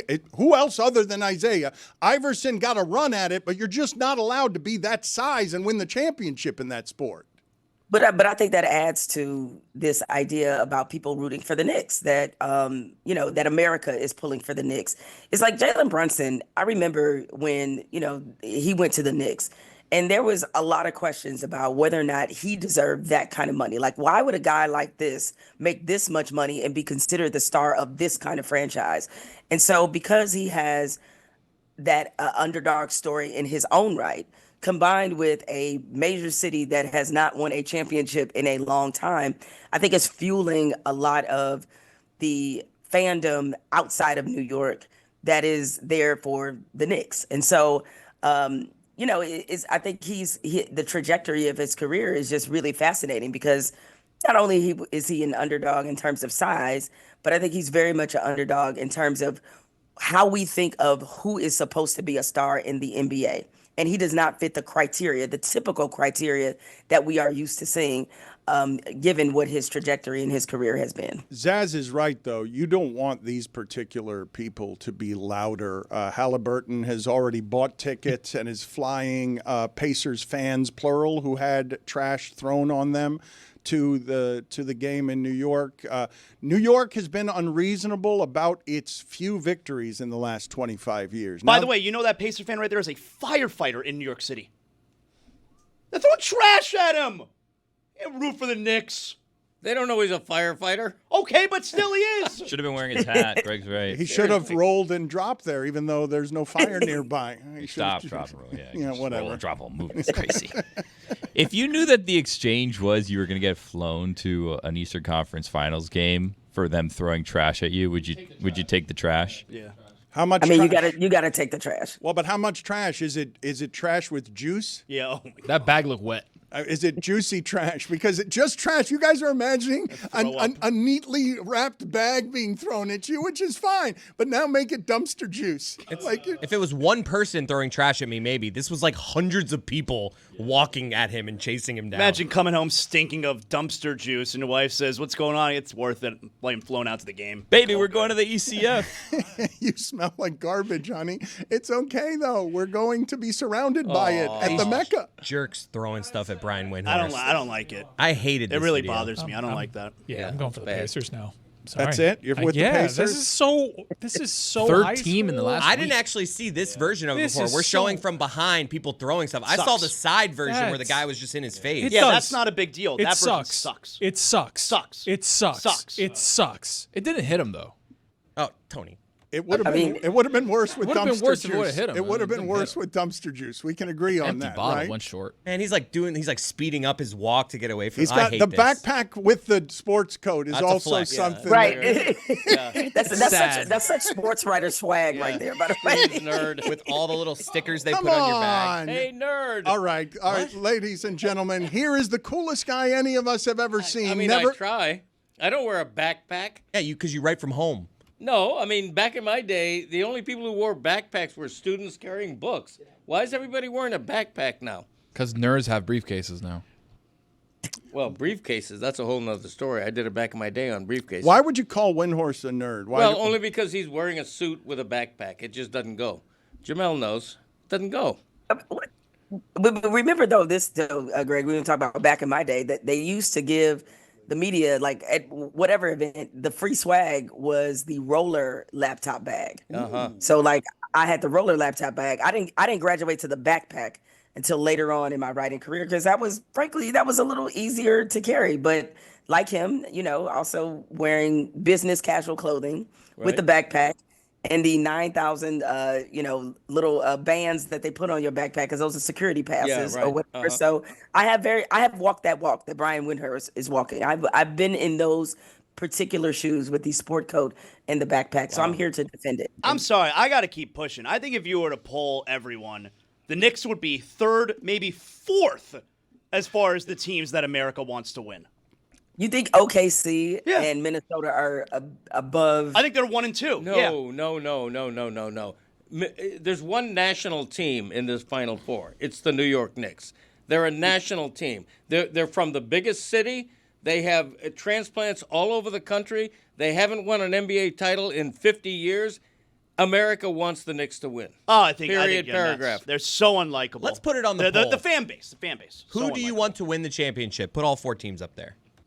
People don't care about the fans. They don't care if Knicks fans are loud and boisterous. And Oh, that's not throw true. Things. I rooted against both teams, Boston and New York, in the last series only because of their fans. Well, Maple Leafs fans are some of the worst in North America. I mean, don't get me started with that. Ask Marchand about that. What happens if we get you started on that? I mean, I feel like you did about Let's what you get had. him started. I don't think you have any more. I think you're started and finished. I don't want to know what happens. I thought Marchand had a great quote when he said, those fans, meaning Toronto, heap all of the pressure on their own team. And I think it's absolutely true. Kachuk said that too. That we don't have to deal with that here. With it's unfair what they have to. It's been a little patronizing the way everyone's talking about the Leafs after that. There are some Leafs fans that are suggesting the way that Florida is going about this. Totally agree. It is so sick. It is twisted. Like pitting them. They're trying Maurice to keep. did it also. They're trying to keep this core together in Toronto and make excuses for them. Man, they're really close. You gotta keep those guys Damn together. good team. Yeah, they'll blow it up. And their own coach says it's between the ears. The Panthers had them beat mentally. Their own coach said that. I would say if Panthers players are saying, you know what the Maple Leafs fans are doing, putting pressure on, we don't have to deal with that. That's more of an insult to Panthers fans. No, we know how to do it. We do it the right way. We don't care enough. I've got to be with saying. Billy. I have not heard before. Our customers care too much. Yeah, I'm saying you don't have that passion. And it's a disadvantage. It's a disadvantage at home in a Game 7 that our fans cared too much. I think they're all getting off of that press availability stage and laughing. I mean, they're throwing jerseys on the ice while play is going on, throwing full beers onto the ice. Right. I mean, they're booing their team in the second period. Because they allowed 75 shots. They deserve to be booed. It's not between the ears why you can't get the puck out of your own zone for the first 15 Paul minutes Maurice, of the game. do you know how rare it is for a coach to advance and be like pitying the opponent because they're in their building and he's sad because he feels like he's attended a funeral, which he has?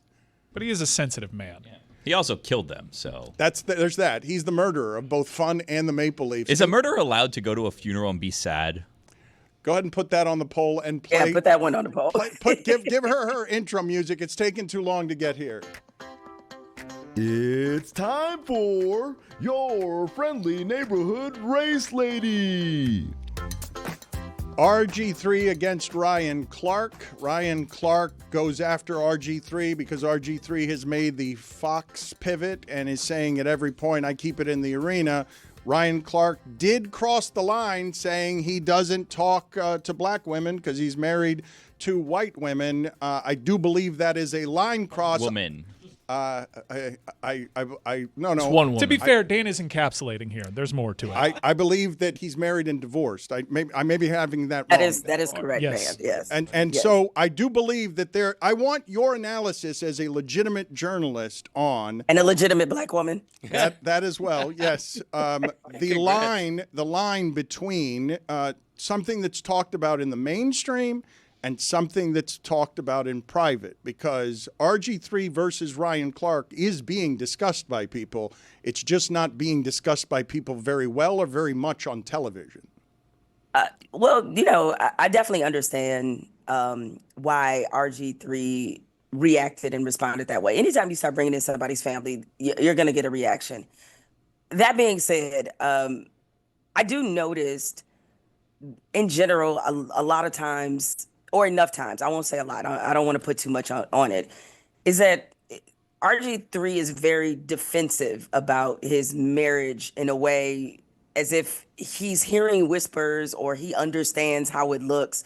And he's brought his marriage into things before, right? Like him being in an interracial relationship. It feels like a lot of times he is apologizing for this or trying to defend this. And I'm like, who you trying to defend it to, bro? Like, if that's who you chose to marry, be okay with it, stand on it, and that's the end of it. But in other things, he has done that, right? And so, which, always strikes me as a bit strange that you would feel like you need to defend what you have clearly chosen. And I'm like, I don't think there's a legion of black women that have a problem with that. Now, that being said, I think the reason I understood why Ryan Clark brought that into the mix, whether or not it crossed the line, yeah, I mean, I think you can easily make that point that it did, but I do get why he did, because this Angel Reese, Caitlin Clark thing, which I was like, man, why did this happen like just a couple days into the WNBA season? There's a lot of tropes, there's a lot of narratives, there's a lot of underlying racism that is going on underneath what we see, or what should be just seen as purely a basketball rivalry. I would love if we could see it in that context, like hard foul, flagrant, understood why it was called. Yeah, there was a reaction. Let's move on. I would love for that to be the case. But ever since they met in the national championship, that has not been the case. It is, I know we made the comparisons to Magic and Bird, but I think it's even a little bit more intrinsic or a little bit more deeper than that, because black women are constantly up against certain tropes when it comes to behavior, when it comes to looks, when it comes to all these things. And you're talking about a league where the majority of women are black. You had a third of women who are LGBTQ+. And the way that this league is often talked about, presented by people, is a reflection of how people feel about those two groups. And Angel Reese is caught in the firestorm of that, particularly as she has this, whatever you want to call it, rivalry with Caitlin Clark. And there are narratives that are following Caitlin Clark as well. And when you speak to black women, there's a lot of black women who are huge fans of Angel Reese.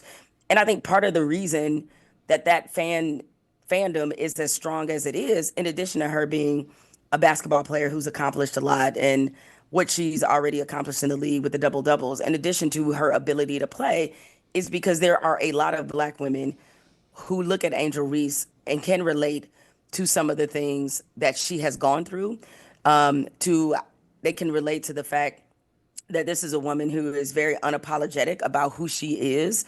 And it kind of reminds me how a lot of black men, I'm not saying, obviously, socially, they're very different. So I don't want people to run away with some headline saying I'm calling Angel Reese Muhammad Ali. But a lot of reasons that black athletes love Muhammad Ali is because of his unapologetic nature, because he wasn't afraid to talk, because of what he stood on.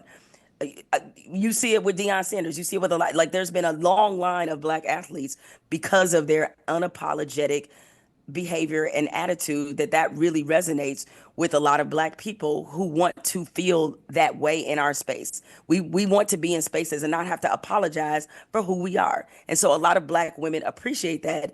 So I think inartfully and maybe clumsily, what Ryan was trying to explain is that if you talk to black women and understand why they ride for Angel Reese and why that right now she is the hero they both need and deserve, then maybe you can understand why what you said was so hurtful to a lot of black women in particular. I think that's what Ryan was trying to say. I haven't talked to Ryan. I don't know.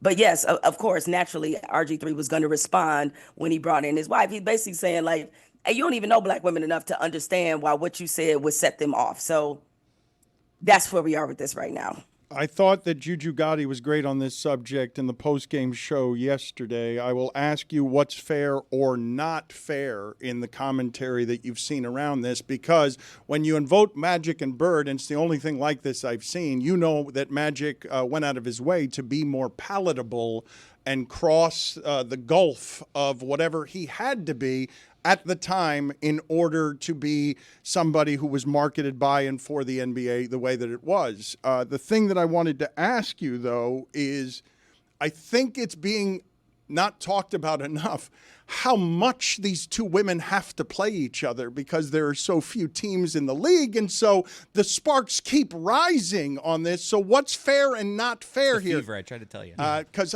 sparks and fever are rising. And Liberty. Well, no, less so.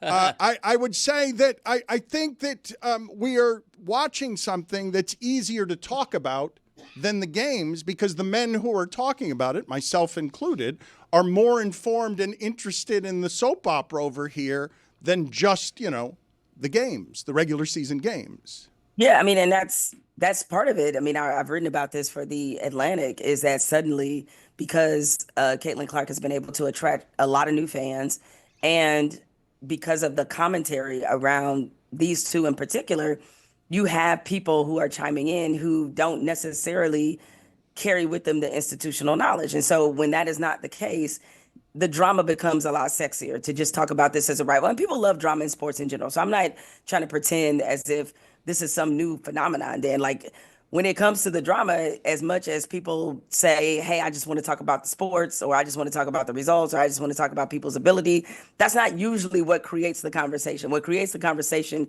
is some stuff that's happening that is larger than what is going on between the lines.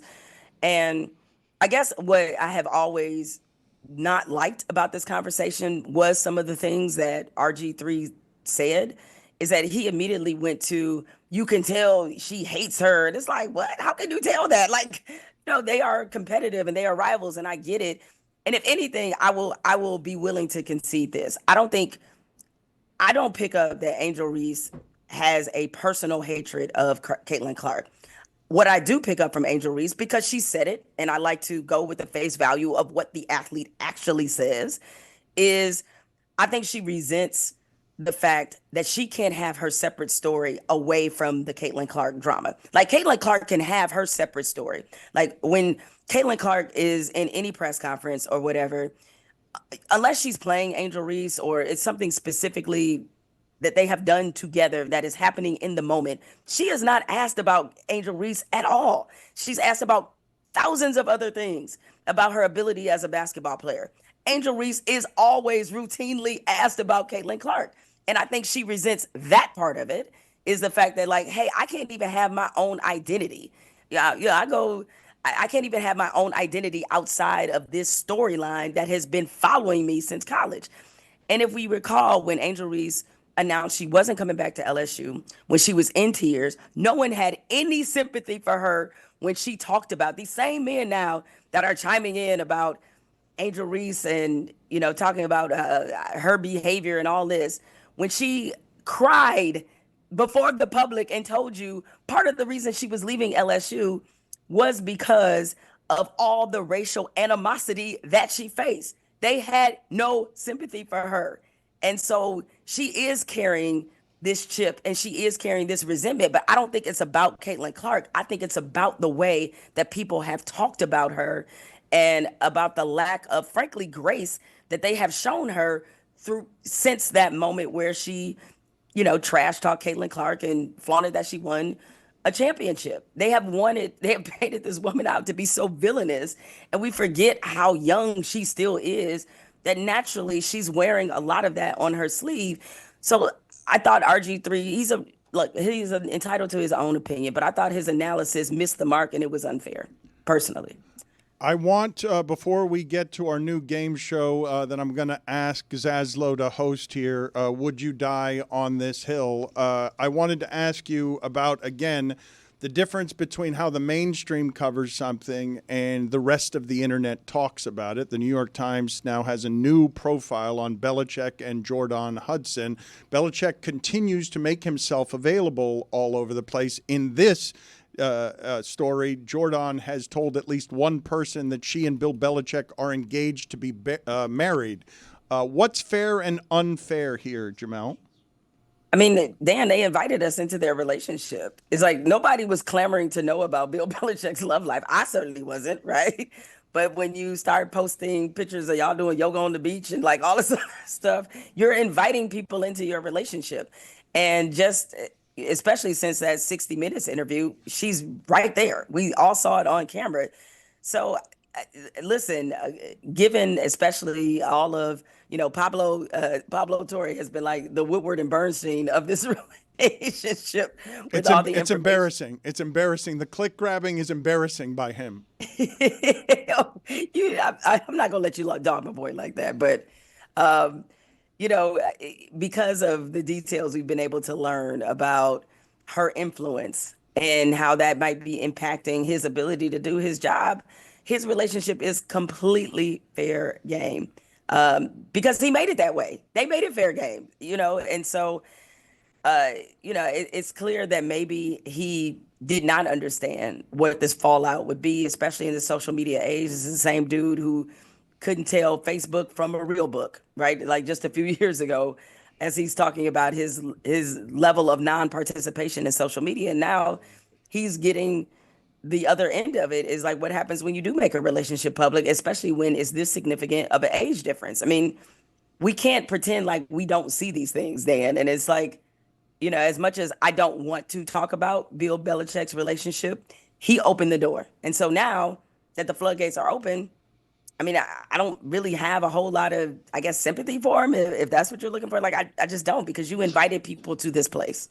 Can you give me, please, some hacky game show music for this new game, Would You Die on This Hill? And they will not be as hard as this, but I will just start the bidding before I give it over to game show host Zaslow. Is the median grandfather racist? Would you die on this hill? The average median grandfather, any race, any culture. Okay. In Racist. fairness, they're from a different time, Jemele. Yes. Is Right. is the median grandfather racist? Because it wasn't racism then when they did it. Is the median grandfather racist? Okay, I'm trying to think of all the men I met, which is not a lot, of what would be grandfather age. Greg Cody age. Greg. Don't insult me, Jemele. I think I got to be honest. I think it depends on what race we're talking about. Okay, this is a distinction she's making that ruins the game. Will you die on the hill or will you not die on the hill? All of this nuance. There's a correct answer. You're right. You're right, Dan. You're right. Forget about nuance. I'll die on the hill that the median grandfather is racist. Wow. I will die on the hill that they are. All right, I'll hand over the proceedings to Zaslow. He's a better game show host than I am.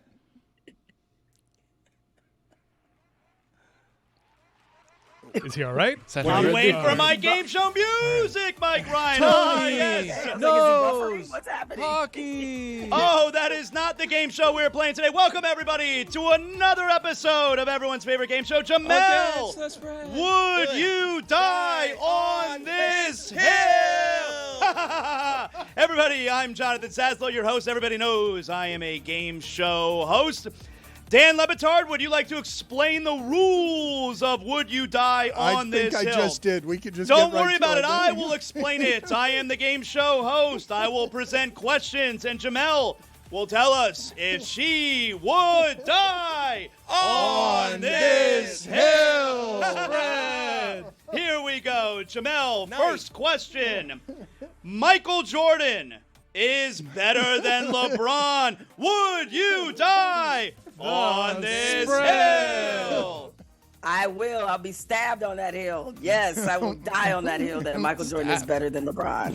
All right, that got violent. That's not the type of game show. It's unnecessary. Where'd that come from? That we are trying okay. I don't to have to do. say the manner of death in which I would die. No. All right. That could be Let's not natural get so causes. dark. Points if you do, though, yeah. Really? Let's have a good time here. It is a family show. Next up for Jemele, pineapple doesn't belong on pizza. Would you die on this hill? By firing squad, I would die on that hill. All right, still a Wow. little too violent for this game show host taste. Really? Yeah, pineapple on pizza is disgusting. I hate. I don't even know who started that. It's ridiculous. Terrible take. Next up on worst everyone's thing favorite game show. Hold on. I'm sorry. I've got to get. Hold on. I got to get Tony knows pizza. Tony, argue with her. Go ahead. Jamele's wrong here. I love Jemele, but she's wrong. It's okay. Pepperoni and pineapple Why together. would you ever put a sweet fruit on a pizza? Yeah. Because Like, you got the the whole spicy point of it pineapple, and then It's you got the supposed sweet to be fruit. savory. Yeah, Sweet but with then the savory. Sweet with the Have savory. you ever smoked Spicy drugs? pineapple. You ever Thank smoked drugs? Thank you. Sometimes you want the I- sweet and the salty. Together.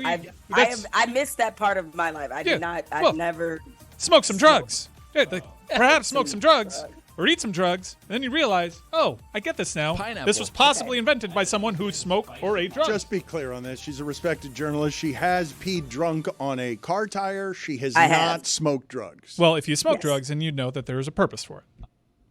Oh, okay. I got it. I mean, wait, hold up. Let me think. I was like, I have smoked weed before. Like, I mean, long doing it long wrong. time ago.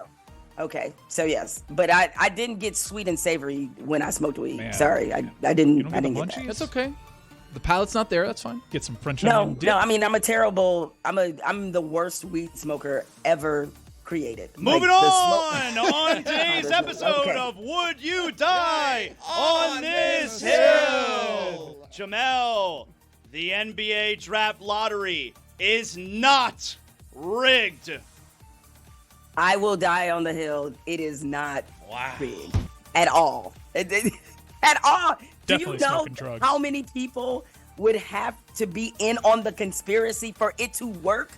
This is not possible, people. Yes, they'd all be in prison too. That's Thank you. I was like, no, people, it's not. Does this game show host look like he would do well in prison? No, everybody not, knows yes. that. Yeah. vending machine for sex. Holding pockets. Let's move it along.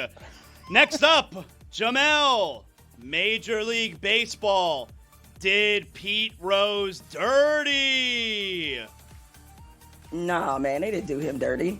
She's Like, not he- dying on that hill. Not dying I'm not on that dying hill. on that hill. It Mm-mm. hurts I'm when we don't- very Living. firmly alive. Living on Living the hill. on that hill. Living on the hill. Yes, we also have to ask her the question though in sing-song chant. It doesn't work really if we don't say Living.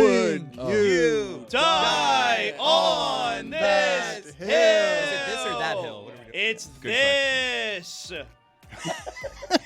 Anything else? Do you have any others there? Of course, there is still time left in today's episode of Would You Die on This Hill? Jemele, Florida does not deserve a hockey team like the Panthers. Be careful here. Would No. you die on this hill? Very I careful. I would not die on that hill. Florida absolutely deserves. Yeah, we do. Thank you. Team. Live. Yeah. I mean, 6 straight conference finals when you include the Tampa Bay Lightning. Night. What are we doing? Yeah. Every sports fans deserve good things to happen to them for the most part. Not all. I mean, some sports fans maybe not, but Except most of them garbage do. throwing Knicks fans. Except garbage throwing Knicks fans, but the majority of sports It fans. is now time for the next question on Would You Die on This Hill? Jemele, only monsters. Order a steak medium well. Would You die on No, this I'm not dying on that hill? Please wait for us to finish asking the question. You may now answer. Okay, no, I am not dying on that hill. I want you to hear my rationale. Oh, boy. I do Oh, boy. order steaks medium Oh, well no. only because I know they won't really do it medium well. I know they'll do it medium, like closer to medium rare. It just won't be like if I order a medium rare, the thing is gonna still be alive. So I order a medium well to get the medium rare that I actually want. That's fair. I think medium Yes. would work in that Medium, spot. yeah. There's a Medium reason is why it's fine. medium. Medium. It is now Yeah, but time for the bonus round of Oh. Would You Die on This Hill? Everybody knows in the bonus round, we open it up for questions from the audience. Really? Okay. Yes. I've got one for okay. her. I've got Everybody one knows. for her. Go ahead. Thank you. I didn't know everyone knew that. I will say in your voice, I'm used to being cynical and skeptical about celebrity behavior, but Diddy has exceeded my every wretched expectation. Where'd you learn this? Would you Is die this game on show this host school? What was the hill? question? That's why he's the game show host. Would This you? is what happens when you let a rogue member of What the was the audience question? Never ask good when the there's an question. This is why I we was like, vet what the the hell am I pepper. dying on with Diddy? Exactly. Never Like, good when what? there's an apology midway through the question. Well, I think I understand where you were going with it, but in terms of filter and the headlines every day, I'm just like, I can't read any more of this. It's way beyond. I mean, I don't want to say that nothing should surprise us in today's age of celebrity or media, but I just think that every headline is just like, did you just jumble up a bunch of the strangest things that you could put together and then, yeah, Yes he did. or no? I will die on the hill that I don't want to read any more about Diddy. Yes. Was that the That'll question? do it for today's edition I of don't even know if that was the question. I just answered the question. I wanted. Would you die on this hill? I've been your host, Jonathan Sasso. Thank you, Jemele. Good talking to you. Always nice right. seeing you.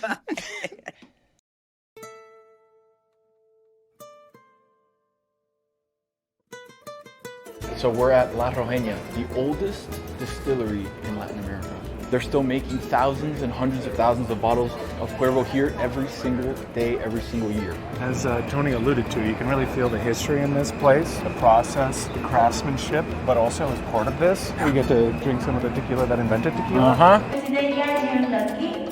This is fresh, white, and 55% alcohol for you. So for sure, it's a little bit strong. Mike didn't do the right proper technique. No, I definitely breathe. No, you breathe after. Yeah. I can smell it. Yeah. I gotta tell you, I love this town. You got a big, it's a good town. smile on It's a your good face. town. Right out of the spigot of the bottle. So look at the difference between your 6-month tequila and your 18-month tequila barrel aged. So that's what it looks like. Of course, that's aged much more. As you can see, the color of it is very dark. Yeah, Tony's good at this. And I'm good at this. And he's good at that, which is why I hooked him up with the 18er.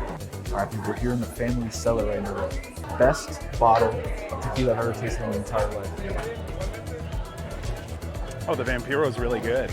We made it to the agave field. We saw Don Manuel, the jimador. Showed us how to cut la piña. Showed us the difference between a cooked one and the regular one right out of the ground. I always want you to be honest. I'm always intimidated whenever I come across a humidor because they're just way more man than I could ever be. Always. Always. What a beautiful view. The best. It's incredible. It's a volcano back there. Yeah. I mean, I think we're good. Hasn't gone off in 2,000 years. It's dormant. We're cool. Yeah, no biggie.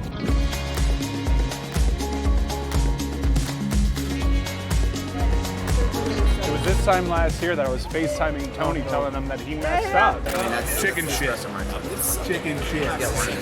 And now Tony's on my here. couch in my underwear. Yeah. I was sad. Well, now Tony's here. But now I'm back. And he's trying to rook me, and I don't like it one bit.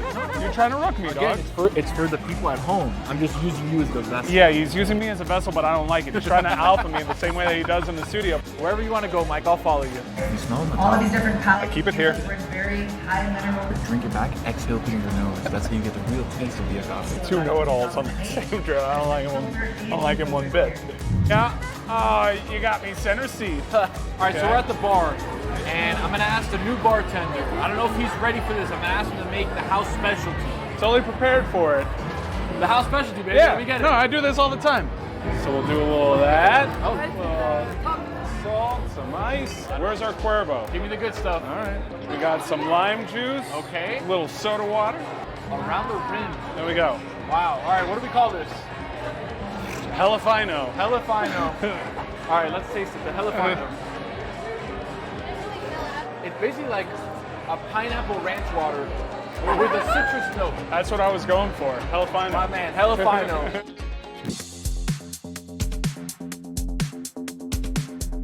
Back again for year 2 of our Jose Cuervo experience. We're here at the Jose Cuervo Express. We're gonna go down to Tequila, Mexico. It's a nice 2-hour train ride through some agave fields. We're gonna hang out with some family.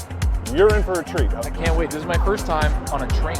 Well, most trains don't have DJs, and the tequila that invented tequila. I mean, what else do you need? Trifecta, baby. I'm in.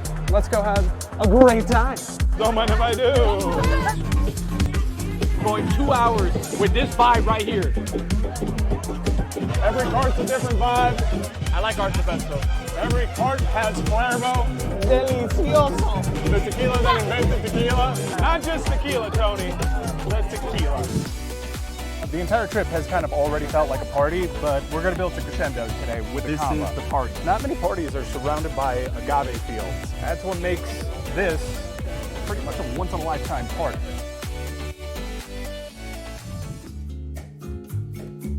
I can't thank Cuervo enough for inviting me out here for a second year. It was really fun doing it with Tony this year. So many memories, distillery tours, agave fields, a comba. Yeah. We had a great time. We're about to have a closing dinner. We had a lot of highlights. This dinner's gonna be amazing. Yeah, this horse show was incredible, and also Rose on a horse is probably... Did we get Rose on the horse? You can laugh. Let's go have dinner.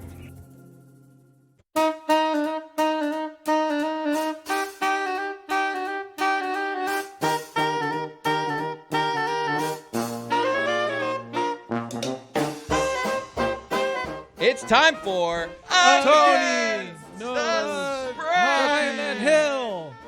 And it's brought to you by our friends at DraftKings. DraftKings, the crown is yours. Tony, kick us off. Boys, the association tonight, Western Conference Finals kicks off. We've got the Oklahoma City Thunder at home against the Minnesota Timberwolves. Minnesota Timberwolves plus 7.5. They've had a lot of rest, a lot of time to create a zone that can bother the Oklahoma City Thunder.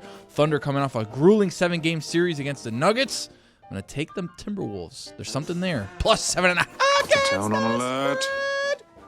The eyes of the world are on Raleigh.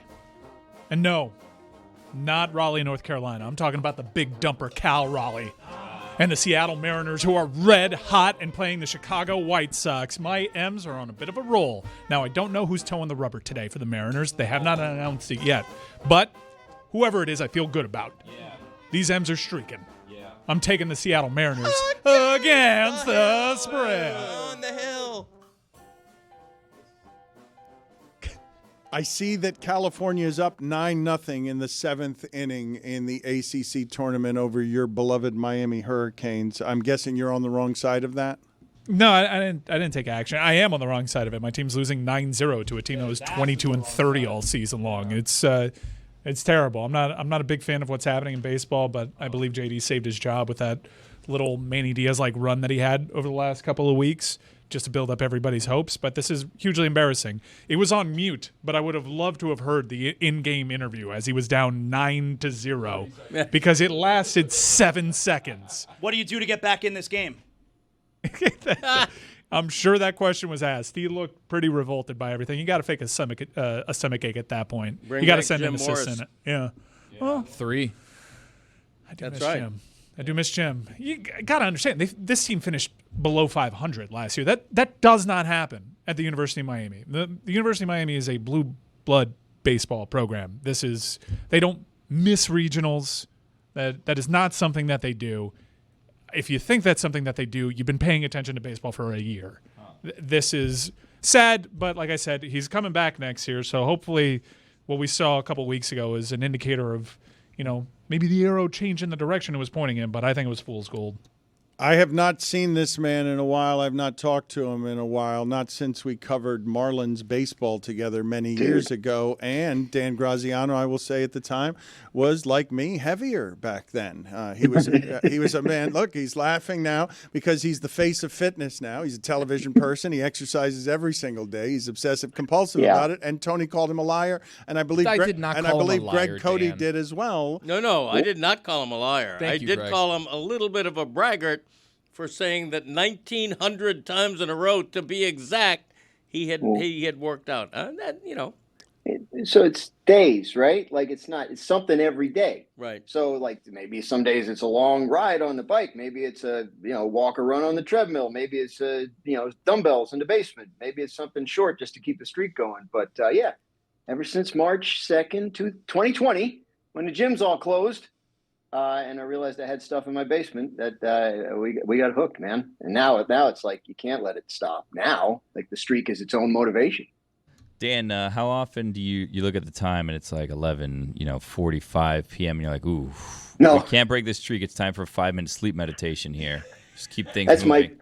That's my big fear is that's how it'll end, right? It's like I'll get to 12:01. You and Cal Ripken, man. Hasn't happened yet.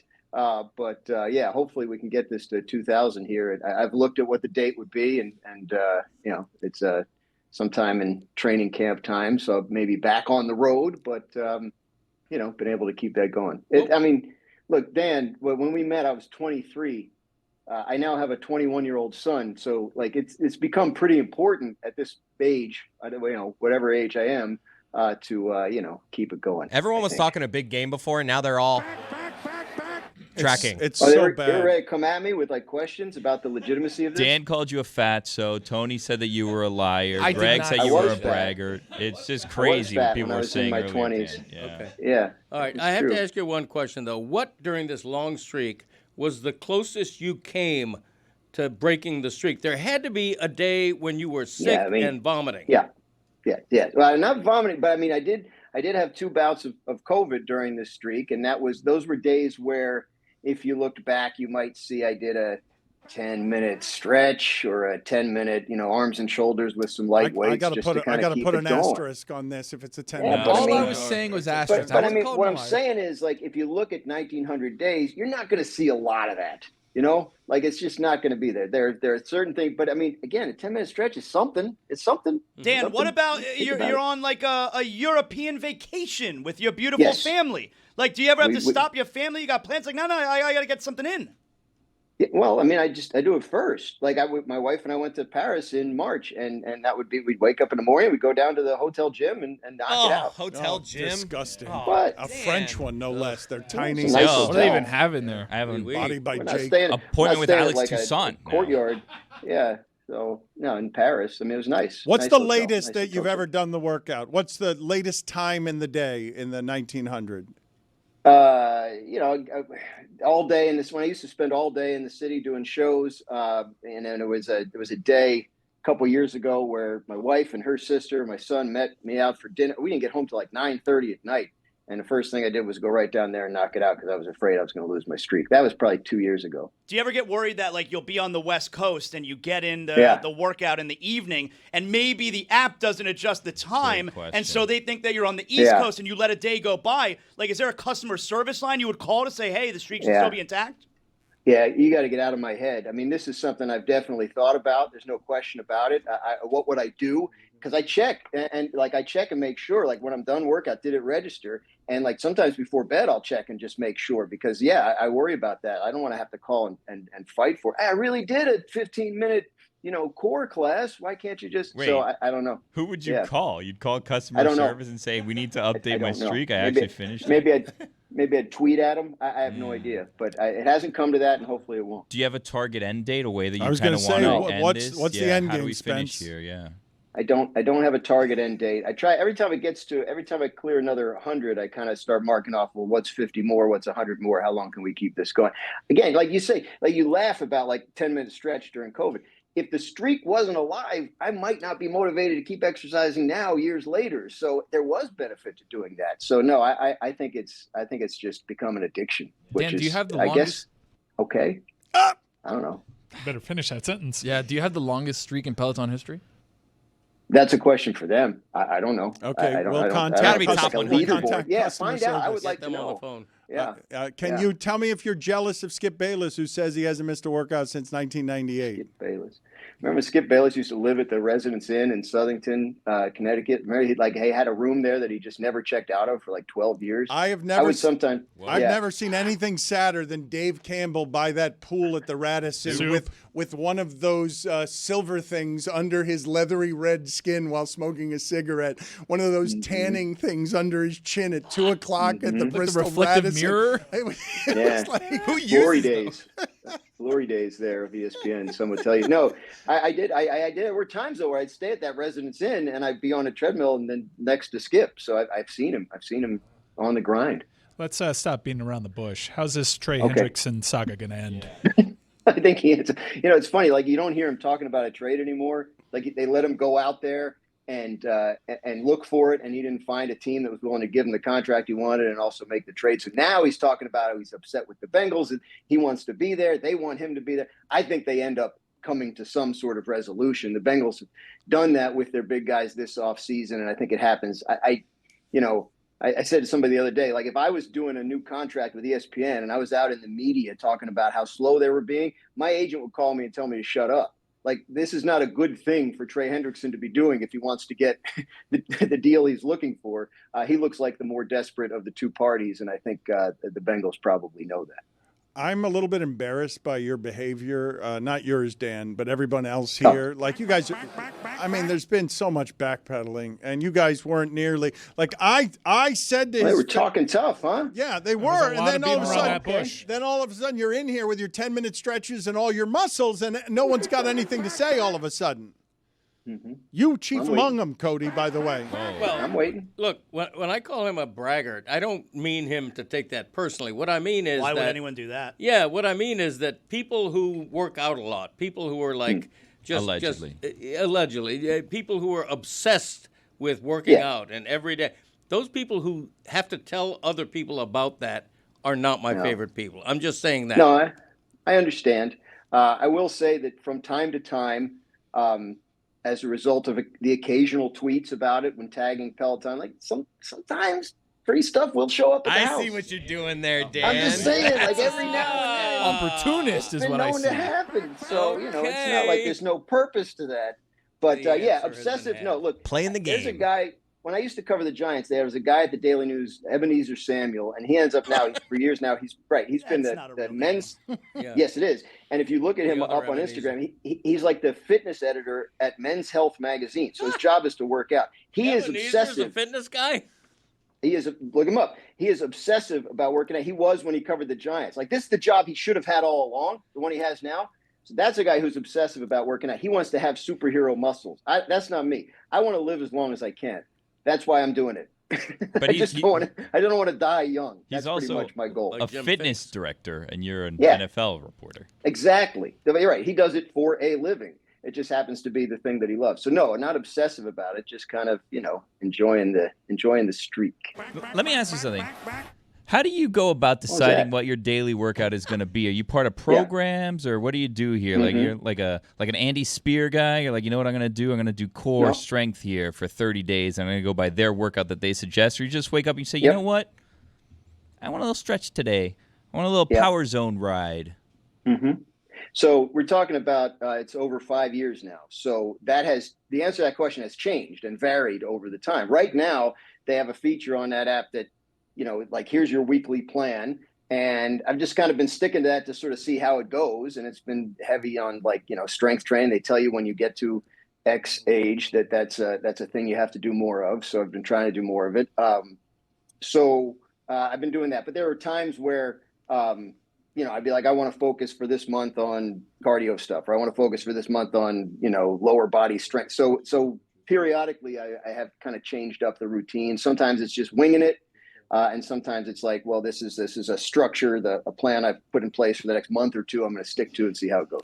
Let's put this on the poll, please, at Le Batard Show. Are we still making Ebenezer's? And also, is Dan Graziano a craven opportunist at Le Batard Show? I'm going to pin you down on this one. Tyler Lockett to Tennessee. Is he going to join the long list of great wide receivers that just can't seem to get it done in Tennessee? And that's the end of their career. I think what he's doing in Tennessee, I think, is mainly he still can play, but I don't think he's there to be like their number one receiver. They're paying Calvin Ridley for that. So I think he's there, young quarterback, maybe a young group, maybe that sort of help the veteran presence, all those kind of cliches, and maybe be a number 2 or number 3 wide receiver for them, whatever it is that he has left. You talk to people in Seattle, they kept him sort of longer than I think a lot of people would anticipate, because they just love him. Like he's, I've had people in their front office say he's one of the best football players I've ever seen in my life. He's great to have around. So I think there's benefit to Tennessee in having him, even if he's not a 70, 80 catch guy at this point. Thank you for the thoughtful answer.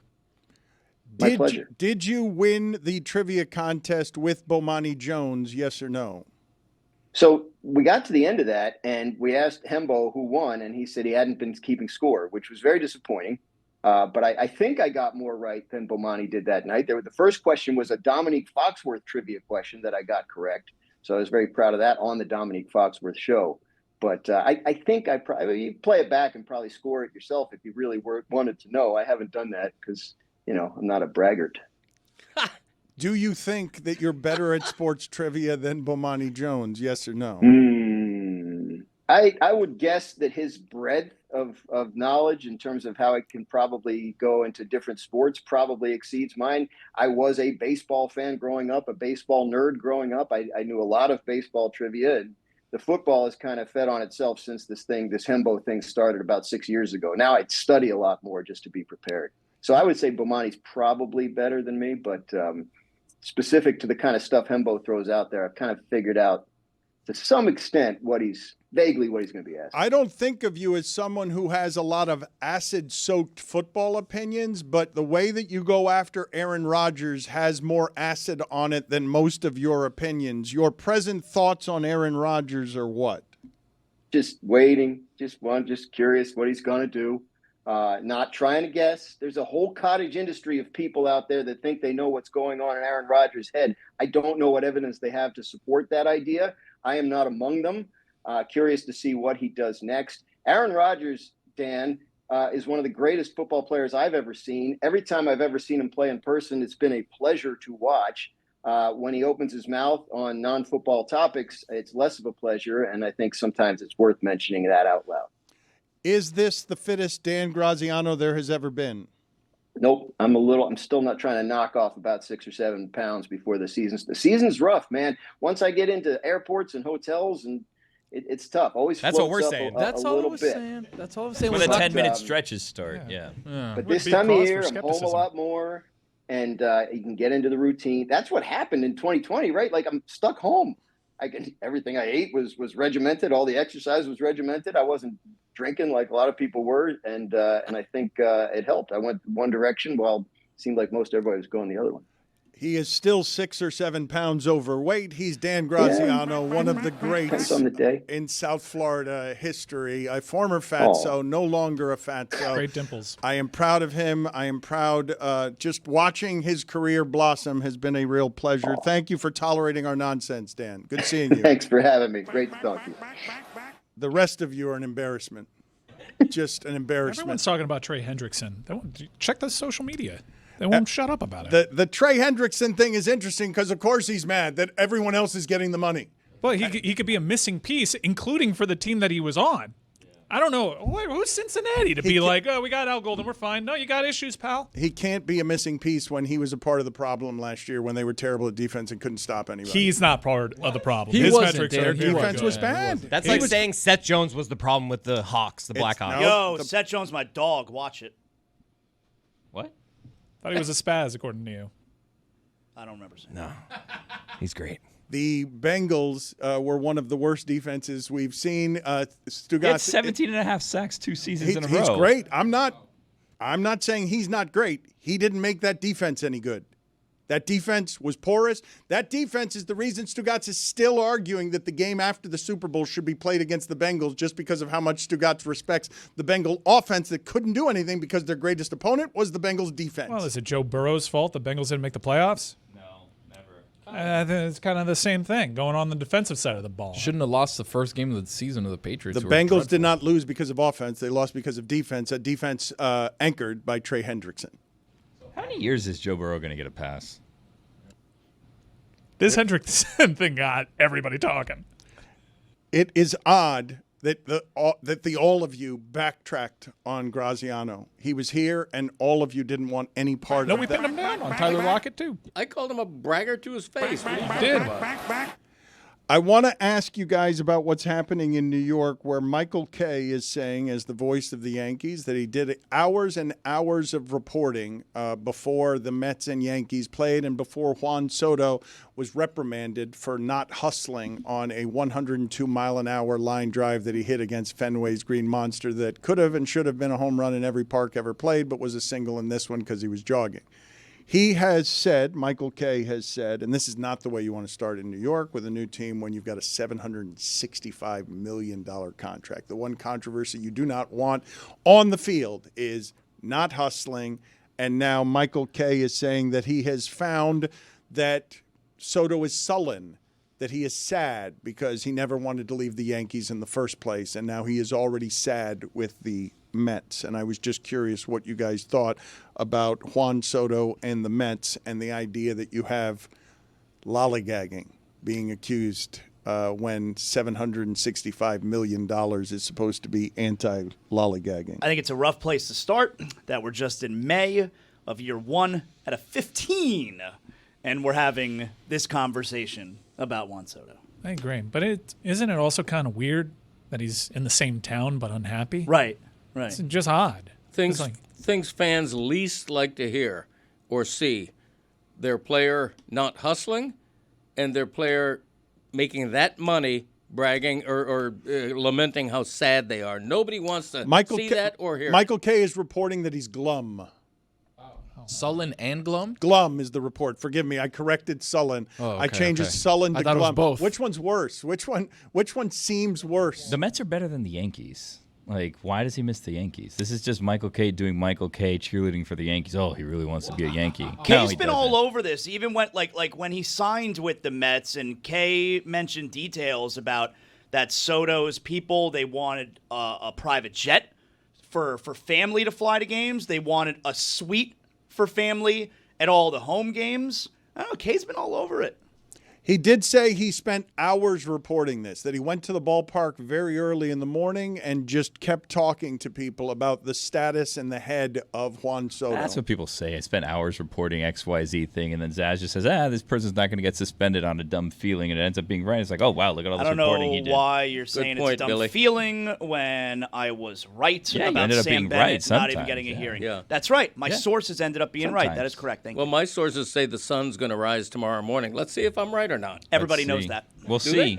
Well, we don't know that until it happens, so we'll Can't see. predict the future. Have you talked to sources? Don't I reveal have. them.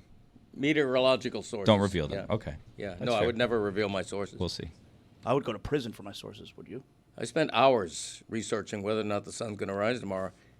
I guarantee it is. Wow. Seems like a waste of time. One of the things I enjoy watching around here is the number of people who don't spend hours researching anything, making fun of others who do and say so. Like who? Who do you have in mind? Well, you just did it. Billy did it as well. If Michael Kay says that he spent hours doing that, I believe him. No, I'm not. But you guys, last time last time you accused anyone of being a liar, we had him on, and then you all backtracked. How can you say I backtrack when I Backtrack call is him a strong. braggart to his face? And Dan will admit that. And I had no Graziano, opinions on not the you. matter initially. I was receiving the news. I believe him now after you guys questioned him pretty hard. Which one's worse, glum or sullen? Glum. Sullen. I think sad is worse than glum. I mean, do. they both have the one syllable thing going for them. So that's why I think glum's worse. Put it on the poll at Le Batard Show. Which one's worse, glum, sullen, or sad? Like, I'm so sad, I can't even muster up a second syllable. You say the city is the reason he shouldn't feel, and because he's still there and it's the same city. But I would say a clubhouse and coworkers and your daily work experience, if you're hitting well with the Yankees and the crowds are flush and you're in Flushing and you're not hitting well and the crowds aren't, and your coworkers, you don't particularly get along with them. I've told you guys before that Chris Bosh said rather eloquently, you never know the sacrifices you're making until you're making them. Yeah, no doubt. I mean, you could be working at the same place for your entire career and have moments where you're unhappy. Look what happened with Jimmy Butler. He was happy until he wasn't happy. It's just odd because he's in the same city. He's making the same kind of money. He probably really hasn't changed up his routine outside of where he does his job, which is also a very individual sport, even though you're traveling with these guys. Like, your job is very much you're at the dish by yourself doing that. So it's just odd. The attendance difference also is 42,000 to 36,000. Like, it's not like he's playing in Miami. Yeah. Or in Tampa. Why is that funny? I mean, nobody wants to hear Juan Soto complain about anything. I'll be honest with you. What are you sad about? Seriously, I'm talking to Juan Soto right now. What are you sad about? Sullen, not sad, is the report. Kay also said Soto, quote, doesn't have a hop in his step, whatever that means. That's not a report. I mean, that was the report. Hours of research, that's what we got. He doesn't have a hop in his step. Yeah, if anyone said that there wasn't named Michael Kay, you would make fun of them relentlessly. It's just Michael Kay's your friend, so you're giving him a pass. I feel like he's not going to his funeral, though. I feel like Mike, he's not going to Michael Kay's, or Michael Kay's not going to Dan's? He's not going to Michael Kay's. Oh. Maybe both. I wouldn't either. Put some pep in your step, Soto. That's what I would tell him. I feel like I was making fun of him when I said reported not having a hop in his step, whatever that means. I do believe that was making fun of him. But you can question my credibility and his research. I guess I know the answer to it, but if you're Juan Soto, and let's say that he is unhappy, all right?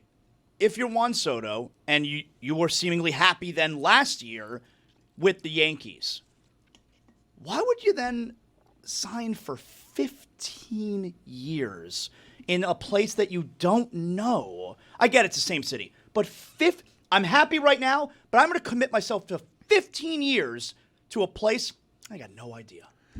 I think what ends up happening in a lot of these instances, this is a Boris client, right? And I'm not saying that that's what's happening in this instance, but I've seen it happen a number of times with Boris clients, at least in part because he gets the percentage of the larger deal. They almost always select the greater deal, and in a lot of instances, it's a young player from another country, and the dollars don't even make sense what the difference is between $500 million and $700 million, but you have an expert who's in charge of your finances, and what's the difference? How bad can it be going from the Yankees to the Mets when you've already gone from Washington to San Diego? How bad could it possibly be? And then you suddenly realize, oh, being the Yankee in New York isn't the second-class thing that being the Met in New York is, because it's the stepchild forever in that city. I don't know. I'm guessing we'll get my friend Michael Kay on and not question him to his face tomorrow when we backtrack when he comes on and we're all his friend instead of just me.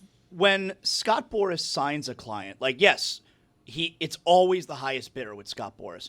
I wonder, though, when Scott Boras signs a client, does he tell them when the time comes, we go to the highest bidder? That's the way this. If we're working together, this is what happens. I'd have you guys look up for me when Boris's clients don't go to just the person offering the most money. Scott Boras is so responsible for showing all of us how underpaid all of these athletes are when baseball can afford to pay Juan Soto this way. But I remember famously many years ago, Scott Boras saying, when talking about work stoppages and strikes. He said baseball's the only sport anywhere in the world that goes down the grocery store kicking the can down the aisle, denting the can, kicking it, ruining it, and then putting it back on the shelf and asking you to buy it.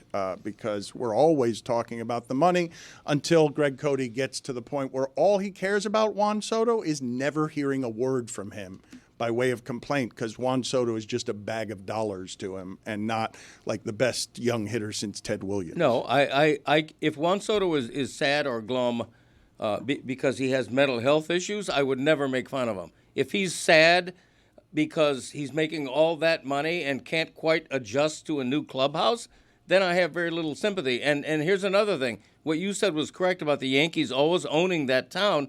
So does Aaron Judge. He's also in the deep shadow of Aaron Judge, the team he left. Easier to be on that team as the second notion than as the leader on the laughingstock. I should point out Soto's got an opt-out after 5 years. So if he wants to get out of that contract, he can. And my guess is that it'll be over Scott Boris's dead body. I would think it'd be easier to be a Met. Less pressure, like less media. I mean, I know they still get a lot of media attention. It's just I don't get it. Well, the pressure with the Yankees was on Judge, not Soto. Soto was... But you just said being the number 2 with the Yankees would be more like pressure than being the number 1 with the Mets. No, I didn't say that. I said quite the reverse, actually. If you get to play in the shadow of Aaron Judge, it is easier than immediately signing the contract. Look, I know I make fun of that Robert De Niro movie, The Fan, because it was terrible. Hey, Bobby! That's a good impersonation. Limited fake Robert De Niro as an umpire. Again, I don't want... twist. I'm going to spoil the movie. Spoiler alert, even though it's not spoiler alert Wednesday. A little unusual to have a movie end, again, spoiler alert, in the rain with the umpire stabbing somebody with a knife, a player with a knife during play. Did Juan Primo dirty, too. It's put it on the poll at Le Batard Show. Weirder thing in a movie: the running back shooting opposing players in The Last Boy Scout, or the umpire Robert De Niro stabbing a player during play. But the premise of that movie was that Wesley Snipes was playing under the pressure of a contract, and the pressure of a contract made him a less great player. It is a thing. Like when you come to a city and are the savior for the Mets, an international and national laughingstock, and all of a sudden you've got 765 million reasons in that batter's box with you when you're swinging that make you think more than you should when you shouldn't be thinking. All he wanted was a thank you. Do you want to talk more about The Fan? Because it feels like you do. I can't believe how much you know about this movie. Bobby! It's a good impersonation he's doing. It was a truly terrible movie, unlike the previously mentioned Final Reckoning, which we still haven't talked about. That's got an 86 presently on Rotten 88 Tomatoes. I saw. All right, so it's ticked up a little bit. I did get a report from someone that saw it that said it starts off a little slow, but by the end, boy, do they bring it home. Nice. And the way that the Mission Impossible movies work is they map out the stunts at the start, and then they write a story about that. And there were several stunts in this movie that you wonder aloud, how did he survive this? Wow. Billy says he might go to the movies. I mean, you might. should. I'm looking now, 249, that was long. That's Tom's whole thing, is that you need to get your butt to the theaters because he saved theaters. So you owe it to him to reward him for saving movies. Owe it to him? Yes, he saved movies. Did he? With Top Gun 2, yes. In the theater? He saved more than just the movies. You can make an argument he saved society briefly. He was kind of an opportunist, if we're going to be honest, with Top Gun, right? Because that was supposed to come out in 2020, and then he held it back until it was just safe enough to go back to movies. Had he put that out when it was supposed to come out, he wouldn't have saved movies. And, dare I say, his career might be over. Well, at least he gave him credit for saving movies. That's what I heard. Do you see that on the thing? It says, like, Final Reckoning, Mission Impossible, and then it says filmed for IMAX. So it's telling you, go to see it on the biggest screen possible. It was made to be seen on IMAX. Are you guys ever down for a 2 hour and 49-minute movie? Yes. Of any Mission kind? Impossible. I'm never excited about it. And maybe a movie will get me excited enough that I'm like, okay, I'll sit through it, but I'm always going to make a groan when I see it. Yeah. I wish I wouldn't have seen it, honestly. Like, if I would have just gone, I would have been fine, and then I would have looked at my watch after and be like, oh, that was a long movie. I'm hoping the new Superman movie is 4 hours long. Really? What? Yeah. Superman's such a boring character. That's 2 long movies. 2:49 is 2 long movies. A movie should be a minute and 10 minutes, an hour and 10 He's minutes. right. That's it. Put In it on and the out. poll. Bing, bang. Should a movie be a minute and 10 minutes? Yes. Put it on the poll. No, an hour, and I corrected myself. Put it on the poll. Should a movie be a minute and 10 minutes? That kind of thing. That kind of thing. Exactly. Thank you. That kind of thing.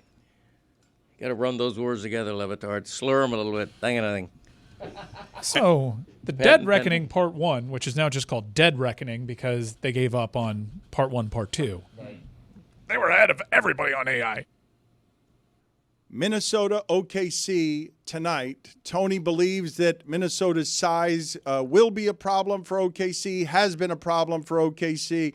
I'm used to the 68 win team always wins this series, Juju, with one noticeable exception. Golden State winning 72 games, being up 3-1, and then losing to LeBron, Kyrie, Draymond goes crazy. Do you expect Minnesota to be hugely problematic for the Thunder? Yeah, I think they will be hugely problematic for the Thunder. I don't know if their size will be a problem, you feel me? But I think that Ant-Man has shown, he has shown everybody in the world that he can perform in those big moments. I think that the Minnesota Timberwolves, like they did the Lakers, you got to beat them. You're going to have to go through their defense. You're going to have to actually execute. And some of the performances they had last series, J-Dub, I see you. You can't have those games off against this team right here. I definitely believe my brother Tony when he says that it will be a problem for them boys. Jude, the other thing, too, is you saw Denver go to a zone and defending SGA in a different way, and that kind of caused the role players for Oklahoma City to have to go and score. And we saw J-Dub put up 3 games of sub 30% shooting from the field, sub 20% shooting from the field until that last game. But I think Minnesota, Chris Finch and them boys are looking around and saying, okay, wait a second, we got Gobert, we could play a bit of a zone, we've got some defenders, McDaniels, we could throw out a couple different looks to confuse SGA and to force some of those role players that are still young, Chet Holmgren, to force them to score. And I think that's what could be interesting in the series. Right. I think the NBA playoffs is a great source of blueprints. You feel me? Like every other series, you can look at it and say, oh, dang, this is what worked for Denver and this is what didn't work. So I think that given their cast of people performing some of those same tasks against that team, it could prove to be a problem. You know what I mean? I think the depth with Denver was the issue. They had 6 guys that they could play, and realistically, one of those guys was Russell Westbrook, who would give you terrible games. The Wolves are much more deep in the sense that they can have 3-4 guys off the bench, and they can play a lot more. So for me, I'm looking at this series, and it's going to be, can Ant make the decisions that are going to be the right team decisions instead of the right superhero Ant-Man decisions? Right. I'd add something to this, by the way. Julius Randle's not going to look like he has in that series. This last stretch where he converts 74% of the shots around the rim, it's the greatest stretch, according to Cleaning the Glass, that he's ever hit. Any season, playoff run, any time. He simply won't be able to do that against this defense. He will be vastly more inefficient than he's been because he's always been inefficient, and OKC will make him inefficient. The other thing I think is interesting in this series is that the Thunder had 74 steals against Denver. It's the most in 30 years in a playoff series. That's absurd. You can't be stealing the ball that much. And I'm telling you, hunting dogs chasing down an elephant. Jokic is exhausted. And that's why that happened. I don't believe Minnesota will be a challenge for OKC. I think they're going to be inefficient because OKC is going to make them inefficient. Yep, clip it. You guys know what to do. Clip that and play this around game 3 whenever the Timberwolves are up 3-0. But now you pose an interesting point, dog, because like you say, it's their inefficiency and their youth that sometimes be the gift and the curse with the Thunder. So I think they may have cleaned up a lot of that stuff by going through a 7-game series with the former champs, the Denver Nuggets. So, yeah, it could be a problem, but I don't know. But speaking of a problem, I think that we're facing right now with the NBA, we gotta announce the NBA MVP way sooner than this right here. Like we should announce the MVP right after the regular season. Let's not even wait till the round 1, round 2. Let's get this out of the way because shortly we're gonna have to announce Finals, Eastern Conference Finals MVP, Western Conference Finals MVP, and it's gonna be overshadowed. I feel like, what if SGA has a piss poor performance in this series or whatever? So, Adam Silver, announce these MVPs a little sooner, brother. We'll get to polls in a second. I just want to run it by you because it's fodder around these parts. Do you think it's at all possible that Bill Belichick is learning with the rest of us that he's engaged? Yeah, I think I don't know. Matter of fact, I want to salute my sister, Jordan. You feel me? Like, look, she doing what she got to do. Like, she's been a good woman. She's supporting her man. As well, all I can see so far, I haven't seen her be a harm to the brother. I seen her save him from himself in instances, got him on the beach doing yoga. I salute my little sis because she getting the job done. You feel me? Put it on the poll. That's a fine. Can you rule out that Bill Belichick is just learning of his engagement at Le Batard Show? What are your thoughts here? I said earlier with Jemele that I thought you were very good on the subject of Angel Reese and Caitlin Clark yesterday and how it just is insulting to the WNBA that people like me are perpetually gravitating toward the stories that aren't the stories that merit commentary because of the play. What are your thoughts about RG3's reaction, though, as I make that apology and then go straight back to it? RG3 and Ryan Clark and that particular back and forth. Yeah, I think it's very unfortunate that the Shania Gumagways, the Rise of Goals of the world don't get more of their opinion blasted. It's like me having an opinion of Erling Haaland. You know what? You know how I know Erling Haaland hates Lamine Yamal, and then I go viral for that. The Chris Whittinghams of the world would be like, brother, what in the hell is you doing? Like, you don't watch this as much as I do.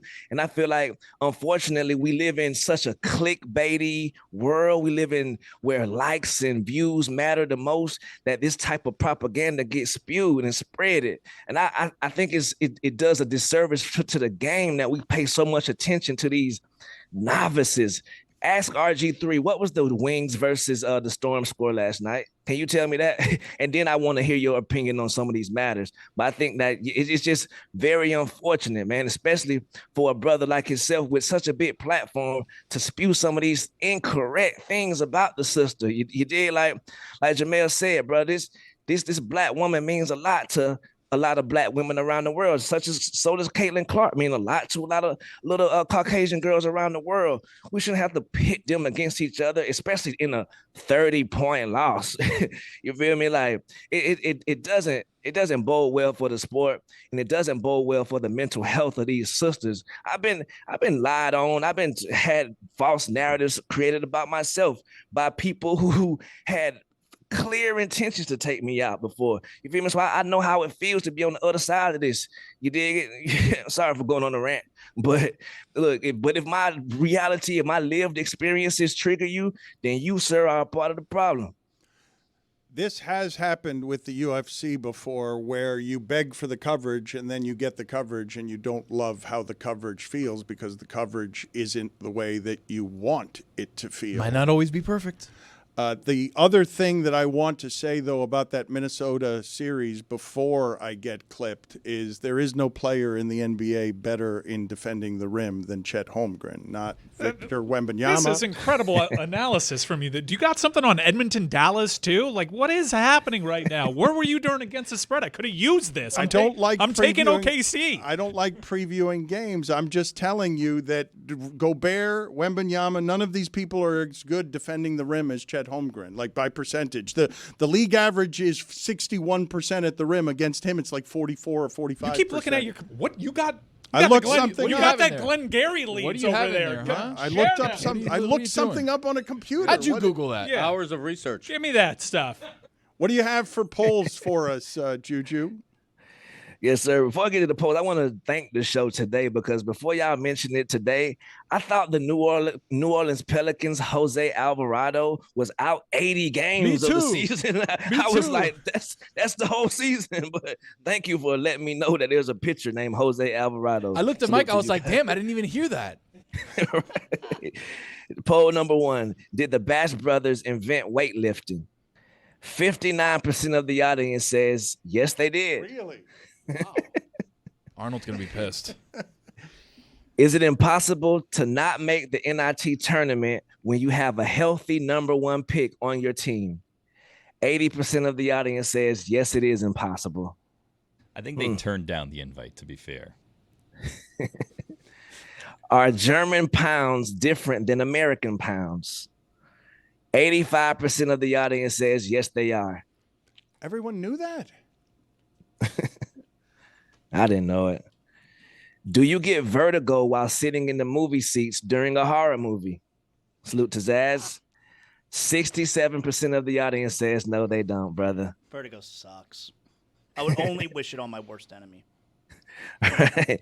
Does Del Rey's annual garlic festival slay? This is big. 66% of the audience says, yes, it does slay, Greg.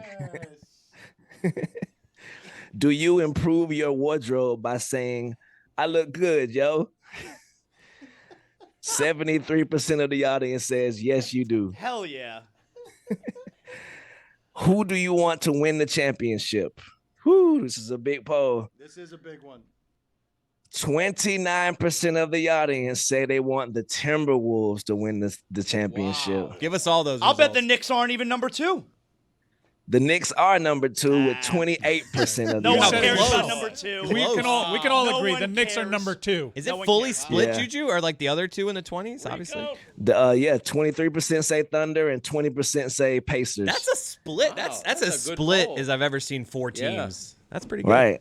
As a Celtics fan, I gotta admit, I kind of want to see what the world looks like when Gotham City burns. I want the Knicks to kind of do it. I love Ant-Man, but it'll just be cinema. Are most grandfathers racist? 85% of the audience says yes, they are. Sorry, Dad. Are we still making Ebenezer's? 89% of the audience says no, we are not. Which is worse, glum, sullen, or sad? 60% of the audience says sullen. Wow.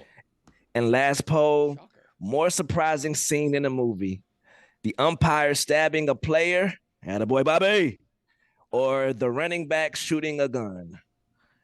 54% of the audience says the umpire stabbing a player, and those are your polls. Dad, you can wait till we're done to start packing up. I'm sorry.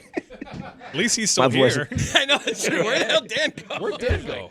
Where'd Le Batard go? My voice does that to people.